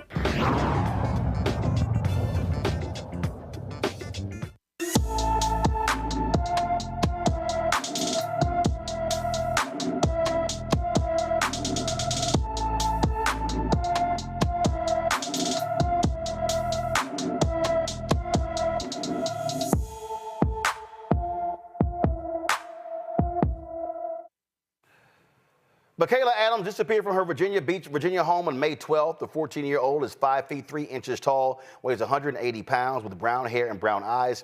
She was last seen wearing a green jean jacket, a long-sleeve camel shirt, and green sweatpants. She may have some scars on her arms. Anyone with information about Michaela Adams should call the Virginia Beach, Virginia Police Department at 757-385-5000, 757-385-5000.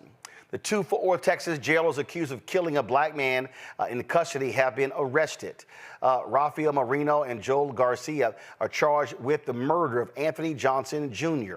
On April 21st, Johnson got into a struggle with jailers during a routine check of his cell for contraband. The struggle was caught on video, and it shows Marino keeping his knee on Johnson's back and shoulders for more than a minute after he had been pepper sprayed and restrained. The Tarrant County Medical Examiner's Office ruled Johnson's death was a homicide, listing mechanical and chemical asphyxia as his cause of death. Garcia was a supervisor at the time and recorded the incident on his phone. The sheriff's office says Garcia's actions delayed summoning medical help for Johnson. Marino and Garcia both posted bond and were released. The Texas highest criminal court says Governor Greg Abbott's pardon of a convicted murderer is constitutional. Travis County DA Jose Garza challenged the governor's pardon of Daniel Perry, a former Army sergeant who was convicted of murdering a Black Lives Matter protester in July 2020. Garza asked the Court of Criminal Appeals to review Abbott's pardon, arguing it ran afoul of the Texas Constitution. The court rejected that challenge. Perry was sentenced to 25 years in 2023 for killing Air Force veteran Garrett Foster. Perry, who was driving for Uber at the time, went into a planned protest downtown, got into an altercation with Foster, and shot him multiple times.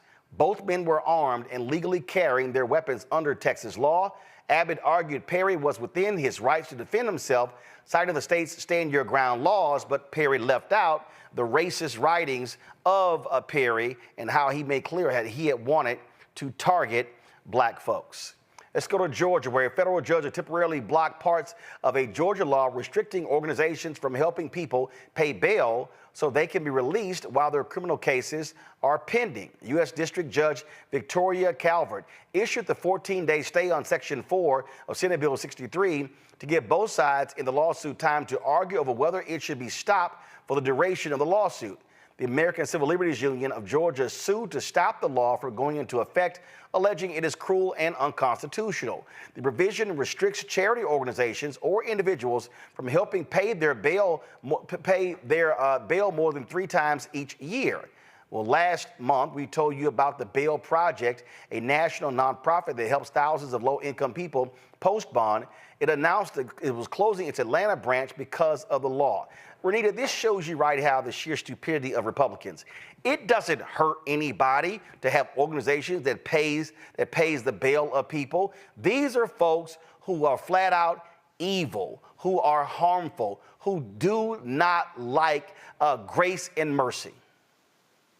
Well, and I agree, it is a sheer hypocrisy of Republicans, but I'm going to say for a different reason. So this all came about, and they passed this bill pretty quickly in the last legislative session because they were upset that protesters who have been protesting about Cop City were getting bailed out by organizations, and they really wanted to stop that. They also had a long track history of pretty much any dissent that would come up in Georgia, whether it be like planned civil disobedience or any of that stuff. They were just tired of basically progressives getting together to bail folks out where they were trying to keep them in jail. And so that's what this law was really about. When they passed this, I knew it would have constitutional challenges in court because basically the law says that no organization is able to bail out more than 3 people at a time. And as you mentioned, I think it talks about how many times you can bail someone out in a year. But at the end of the day, putting money towards bailing folks out is a type of speech. And people do have freedom of speech. And so at the time it passed, the immediate conflict I knew it would probably have is that on the one hand, you've had the Supreme Court say with Citizens United that putting money towards a cause or money is, where you spend your money is a form of freedom of speech. Okay, so then how can these bail funds, people giving money to bail folks out of jail, how is that not a type of speech? People are giving money and wanting these organizations to bail folks out because they are saying that they do not feel like people should be in jail for these issues. And so I knew that this was going to have an issue, and I'm glad to see this injunction because it is a completely unconstitutional law. And to your point, Republicans, very hypocritical. They pass bills all the time that they know are unconstitutional, but they don't care because they feel like, hey, all the time that it's in effect until we can go to court and the bill be found unconstitutional is all a win for us. This is just crazy, and it goes to show you what you're dealing with, the punitive laws that Republicans pass when they have control, Julian, in these states, especially southern states. We have to look at the economic underpinnings of this.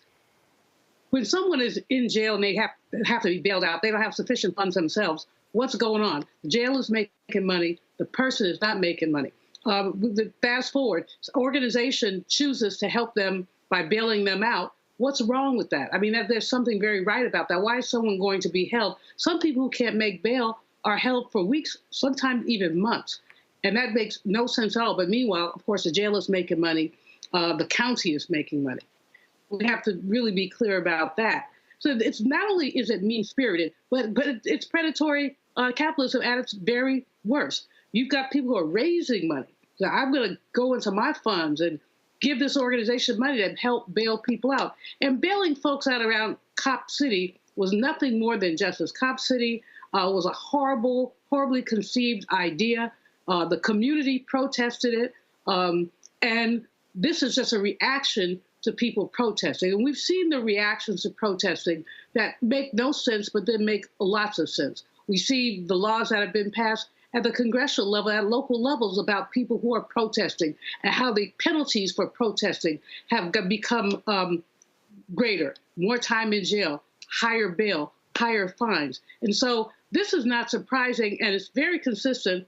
Forgive me, Renita, I'm not talking about your state, but it's very consistent with what happens in Georgia and other southern states. Very, very consistent. And it's something that needs to be resisted because it really You ruin people's lives when you have them in jail. I have a young colleague who couldn't get bailed out, didn't call nobody, which was silly, and spent 4 months in jail, interrupting his doctoral program and a number of other things. I'm like, why didn't you call him back? He was ashamed, and he didn't do it. Eventually, they figured that out, but meanwhile, that's a chunk out of his life and some classes he has to take over. On the Congo? You know, this is consistent with what we're seeing, because we also see the laws that they're putting out to prevent people from helping people give them water or something to eat in line as it relates to people who are voting. They are anti-humanity, period, bottom line. And I think that even though many of these situations affect us disproportionately, particularly when we're talking about the justice system, this is also something that people need to be mindful of who are of different backgrounds, who should all be uniting to support this, because it's just a matter of time before it comes to them. Just like every other issue that affects Black people eventually ends up hurting white people, and in particular, whether we're talking about unemployment, COVID disparities, all of these things will eventually come to their communities. And so people who might have been part of poor communities, these are things that they should get around. But this idea, if they can sell this narrative, the folks who are against this policy continue to sell this narrative in some way, shape, or form that this is benefiting Black people, this just goes back to that Lyndon Johnson quote about, you know, as long as you can convince the poorest white man he's better than the best colored man, he won't realize you're picking his pocket. Give him someone to look down on and he'll empty his pockets for you. This is inhumane.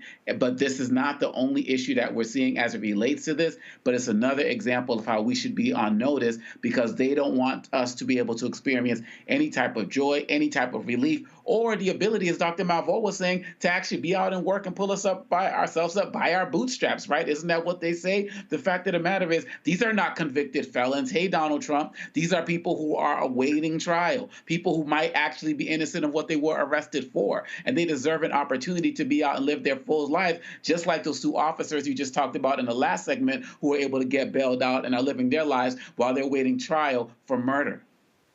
Folks, let's go to Oklahoma, where Oklahoma teachers from the 5th through the 12th grade will now be required to incorporate the Bible into the curriculum as instructional support. On Thursday, the Oklahoma School Superintendent Ryan Walters sent a memo about this mandate. During a meeting, he explained why the Bible will be taught in state schools. Today, regarding the Bible and the Ten Commandments. My staff has been looking at Oklahoma statute. We've been looking at Oklahoma academic standards.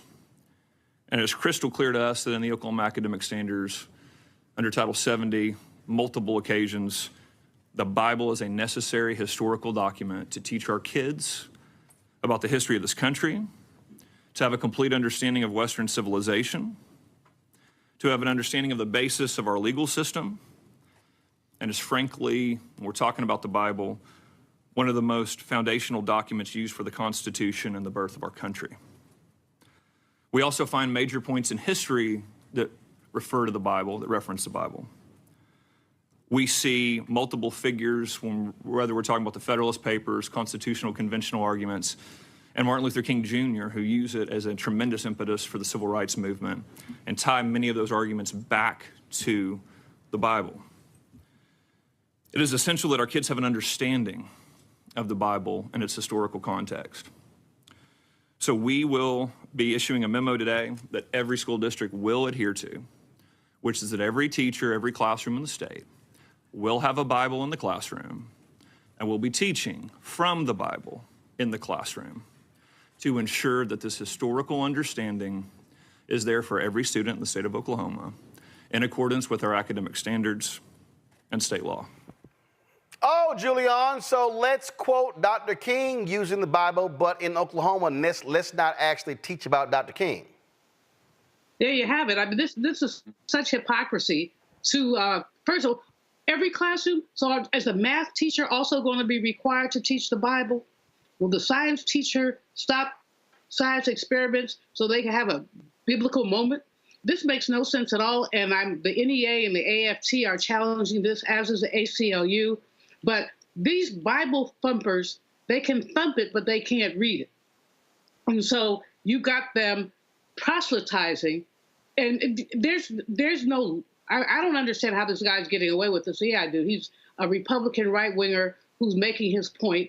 It will probably be challenged, but until then, many teachers are going to have their licenses placed in jeopardy because they're saying if you don't do it, you may be fired. Now, in Oklahoma, a teacher's license is taken away on a case-by-case basis. So you can't say, I'm going to fire everybody who doesn't teach the Bible. You would have to go and say, Jane Jones didn't teach the Bible this semester, and then try to fire her. But that's very cumbersome, and it puts teachers on the defensive. It's inappropriate, unacceptable, but fully consistent with what we just saw with the Supreme Court, which we're seeing from the Republican Party.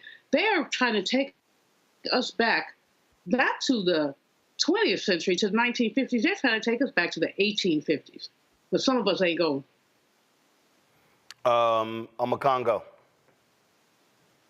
This is what a theocracy looks like. And so people talk about, some of these other countries around the world, these, Islamic states that are theocracies. This is what it looks like. Just substitute Islam for Christianity. And the reason why he's also doing this is because I'm sure he knows that this will eventually get to the Supreme Court, and he feels like this Supreme Court will side with him. And so we're going to be seeing more of that, just like with Louisiana and the Ten Commandments in the classroom. All of these cases are going to make it to the court because they feel like they have a friendly court on their side. And so this is another example today of, just like we talked about, no man's above the law or person's above the law, except now the president. And like Renita said, that was never always the case as it relates to wealthy people in terms of influence. But now we also just have to be mindful of this whole conversation about separation of church and state. People are actively trying to do that as well. And so, Congo, I got to cut you short. President Biden is now about to speak. Let's go live to the White House.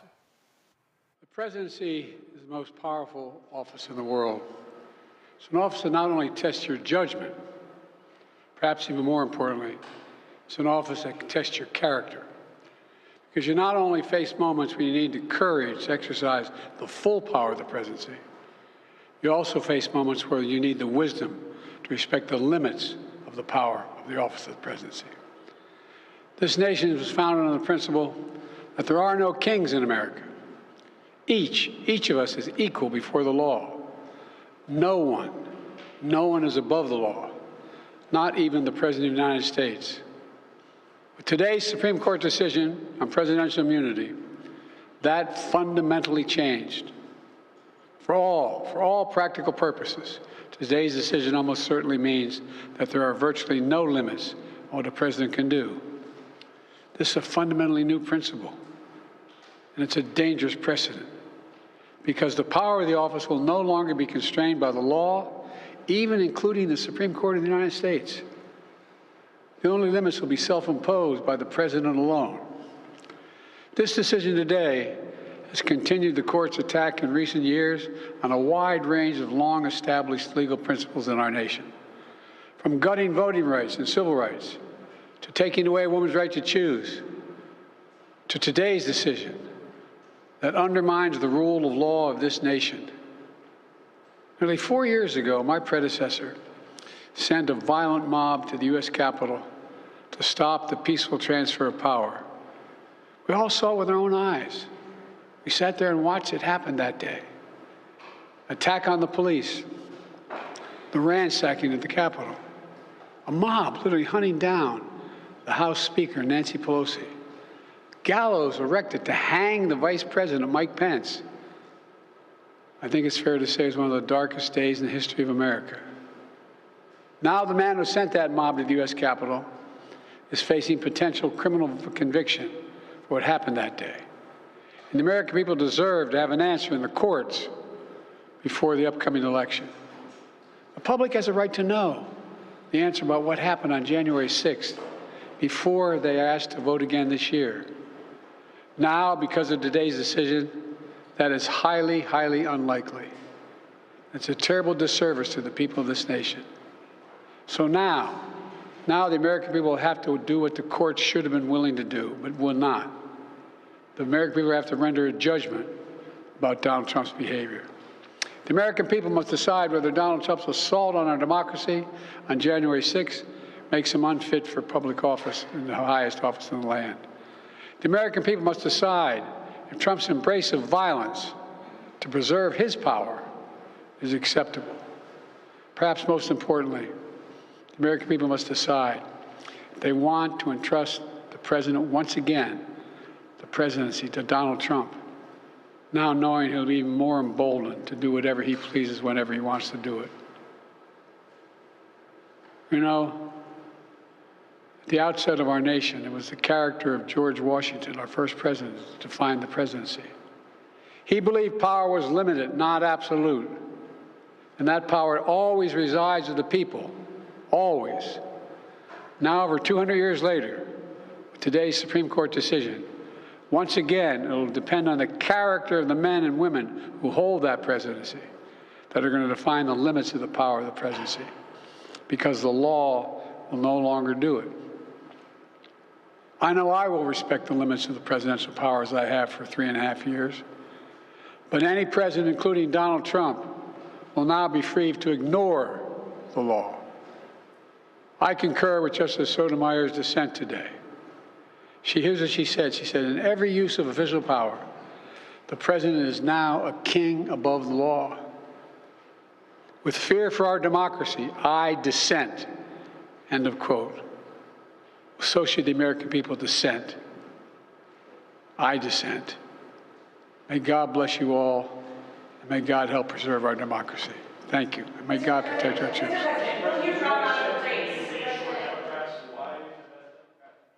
That was President Joe Biden moments ago speaking at the White House regarding today's Supreme Court decision that grants amazing powers to the president, essentially saying that he has immunity when it comes to official acts, but not unofficial, but they did not define what those were. Renita, your reaction to the president speaking? Well, I'm glad that he broke it down in plain language what the ruling meant, because I think a lot of times these Supreme Court rulings can become convoluted for many people who don't. It's not that they don't know how to read English and don't understand English, but a lot, again, as I always say, families are trying to raise their kids and trying to take care of business. They don't have time to become an expert in government, and so I'm glad that he did break it down for people what this really means. I do think that many people are starting to see that, you know, the Supreme Court is certainly, as I said before, acting in ways of making decisions that benefit the majority on the court, which is a conservative majority, and less in an effort to hold up the Constitution, which is what they were sworn to do. So I think that that was a good showing by President Biden in just breaking down exactly what's going on with the Supreme Court. Also important on Congo to keep going back to and reminding people January 6th, January 6th, January 6th. Oh, absolutely. And I was going to speak on that as well, because he's actually campaigning on this, and he's using this as part of his campaign, as opposed to, you know, trying to sugarcoat it, saying, you know, oh, I respect democracy. No, these are real things that are happening. There's a man out there who wants to be a tyrant and a dictator, and President Biden is somebody who won't even pardon his own son. I mean, so just to talk about the stark differences as it relates to how people, one sees the rule of law versus the other, Biden has to keep campaigning on this, and those Democratic strategists and all that should be figuring out how to help keep democracy on the ballot as opposed to trying to get Biden off of it. Julian? This Supreme Court ruling gives Democratic strategists and others lots of room to set up hypotheticals, as Justice Sotomayor did. I mean, she laid it out. All these things are illegal. So I think President Biden, first of all, I appreciate his very strong showing. And as Renita said, he broke it down. This is what this is about. So we appreciate that. Secondly, I think that people have to take the ball and run with it now. And so what can the Orange Man do? Not only that, but in terms of the other cases, how does this affect some of the other cases? I mean, Jack Smith, I guess, can't talk because he's the prosecuting attorney, but someone needs to be talking for him about what this all means. But this ruling, as we've said earlier, is a blow, but the president is time enough for it. He came back in the way that we're expecting him to continue to come back as the campaign continues. And plus, all the people who are whining, saying, why is the president speaking on this? Well, there you go. They wanted him to speak this afternoon, so what do? You speak during prime time. Bigger audience. Makes a hell of a lot more sense. Hey, y'all, Steve Bannon lost all of his different appeals, and so he had to report to federal prison today. I love this here. While he was having, he had this little rally outside of the prison, and this is this fool and Marjorie Taylor Greene speaking. I just love this because remember when Peter Navarro kept having a news conference and the people behind him wouldn't let him talk? Yeah, they show up today. Gotta love them. Watch this.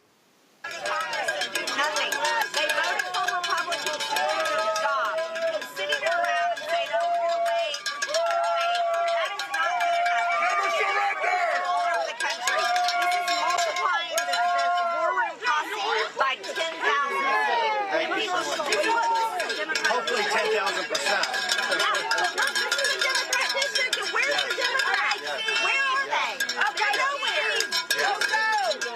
Look, folks, if it took me going to prison, remember, the reason I chose Danbury, I asked for Danbury for a very specific reason.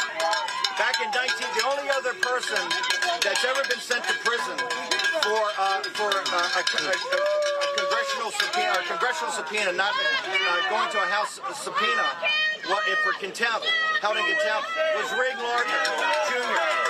Back in the 1940s, during the House Un-American Activity investigation, Columbia Studio fired him, because of his political beliefs. And then he was found guilty. They sent it to the DOJ. He was sent to prison. He was sent to this prison. That's why I requested Danbury, because there's no difference in his fight and in our fight. I'm a political prisoner of Nancy Pelosi. I'm a political prisoner of Merrick Garland. I'm a political prisoner of Joe Biden, the corrupt Biden.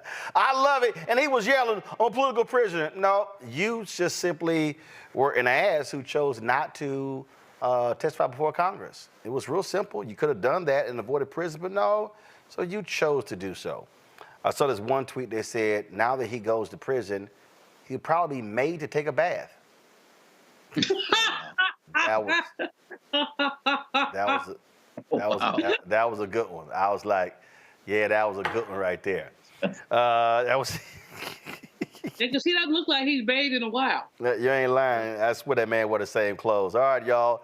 I am going to be, so for the first time since 2007, I will not be attending Essence Festival. I will be headed to Ethiopia tomorrow. Go to my iPad, Anthony. The Arkwood African Film Marketing Awards Conference is taking place in Addis Ababa, Ethiopia. And so July 5th through 6th. And so I head there with director Tim Reed. And so I am one of the guests of honor. So looking forward to interacting with a number of African filmmakers also. So with the conference, they're going to be live streaming some of that as well. And so we're going to be carrying that on the Black Star Network. And so so we'll have guest hosts for a couple of days. I'll try to hop on, but I think when we're live, it's something like 1 or 2 a.m., maybe 3 a.m. in Ethiopia. I don't know. So we'll see. But I'll try to make that happen. So I'll be, of course, shooting lots of stuff while I'm there. And so looking forward to that. And so we'll be making that trip to Ethiopia. And so we'll definitely still be in good hands. Then, of course, I come back July 8th. And then immediately turn around and go to Dallas for the AKA convention, where I'll be there for a couple of days as well. So lots of stuff happening. Let me thank Renita Omakongo and Julian for being on today's show. Thank you so very much for being on today's panel. Folks, that's it. Don't forget, support the work that we do. Y'all know how important it is because we're doing stuff other folks are not doing. They choose to ignore it every single day, but we're fighting a good fight. Of course, operating in the spirit of Ida B. Wells Barnett, Frederick Douglass, and so many other pioneers of the black press. And so that is covering the stuff that matters to you. And so we want you to support our work. First of all, on YouTube, y'all should be hitting that like button, y'all. We should be, let's get to 2,500 likes. Okay, we got almost 5,000 folks live right now. So let's hit that like button before I get off. So here's how you can support the work that we do. And I'm telling y'all, I was on a call today with an advertising agency. It is not easy. We see a lot of these ads running on Fox News, but they always saying, oh, no, it's brand safety. And we're like, but y'all run ads over there, but you can't run ads over here. Happens all the time. So your support matters. This is what our goal is. Our goal is to get 20,000 of our fans contributing on average $50 each a year. That's $4.19 a month, 13 cents a day. We've got folks who, I'll just show y'all, did I bring it with me? We got folks, let me go over here. We got folks who support us every single day. Today, we got these, literally, I had to sign all of these checks and money orders. because these are the folks who say, hey, I'm not doing electronic, and so I sign all of these, and so it's real. And so we got people support our work, and trust me, we're doing the stuff that nobody else is doing. When I say no one is doing what we're doing, this is no lie. Byron Allen's The Griot canceled all of their shows except one. None of their daily news shows, they're all gone, all right? Black Enterprise, nope. Blavity, nope. Essence, nope. Ebony, nope. None of these folks are doing what we're doing. A daily news show, multiple shows that speak to our issues when it comes to our community. And so your support is critical. Again, if 20,000 of our fans contribute $50 each, that's $1 million. Now, I'm sitting here, some of the people, I see 50, I see 100, I see $10, I see $25, I see $10, $100, $15, I can go $35, $10, $5. Hey, every single dollar absolutely matters. That's important to raise $1 million. What we do, folks, it costs $195,000 a month.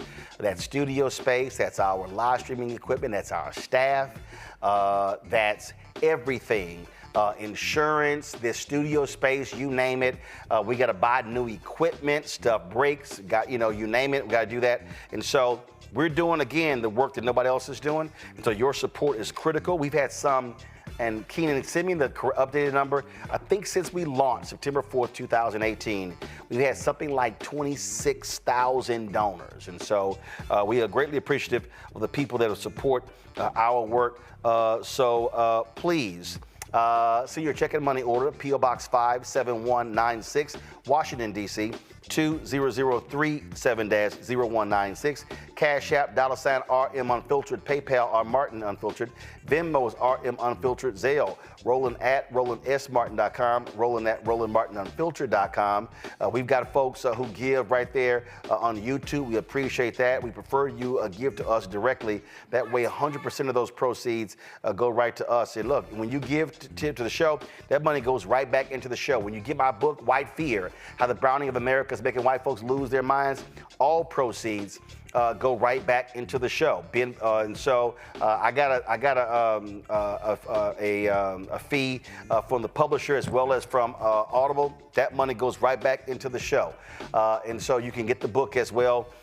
And that'll support what we do. And let me just shout out to the folks who gave during the show. Kevin Lindquist, Alan Whitaker, Josephine Turner, Karen Wallace, Anthony Lawson, Erica George, Claudia Douglas Smith, Alan Whitaker, Mark Abrams, let's see here, Jennifer Nickerson Turner, also Levine Hearn, Aisha Bam, Samuel Taylor, Deborah Ganter, Doris Dixon, Sukari Johnson, Angie Amore, Willie McCoy, Mary Young, Nicole Smith, Sharon Norwood, Joan Warren, Yeldell, Kavon Shelton, Matthew Folson, Sheila Norward, Joan Cooper, Marlene Abair, Streety, Randy McDonald, Cynthia Coleman, Samuel Young, Margarita, Kenya, Adia, Kimberly Stackhouse, Tracy Collins, Lady Tasha, Jamal Graham, Amber Woodhouse, Dietrich Bragg, Alicia Thornwell, Sheldon Williams, Callie Greer, Philip Patterson, Yoko Jones, Valerie Williams, Lena Casey, Kenrick Burke, Sherlyn Carrington, and Anita Nickens and Jessica Wimbush. And so we appreciate all of y'all who support this show. Thank you so very much, folks. We appreciate all the work. I will see y'all when I get back from the motherland. Y'all know how we always end the show. Black Star Holla! Network is here. Oh, no punch! I'm real revolutionary right now. Thank you for being the voice of Black America. All momentum we have now, we have to keep this going. The video looks phenomenal. See, this difference between Black Star Network and Black-owned media and something like CNN. You can't be Black-owned media and be scared. It's time to be smart. Bring your eyeballs home. You dig?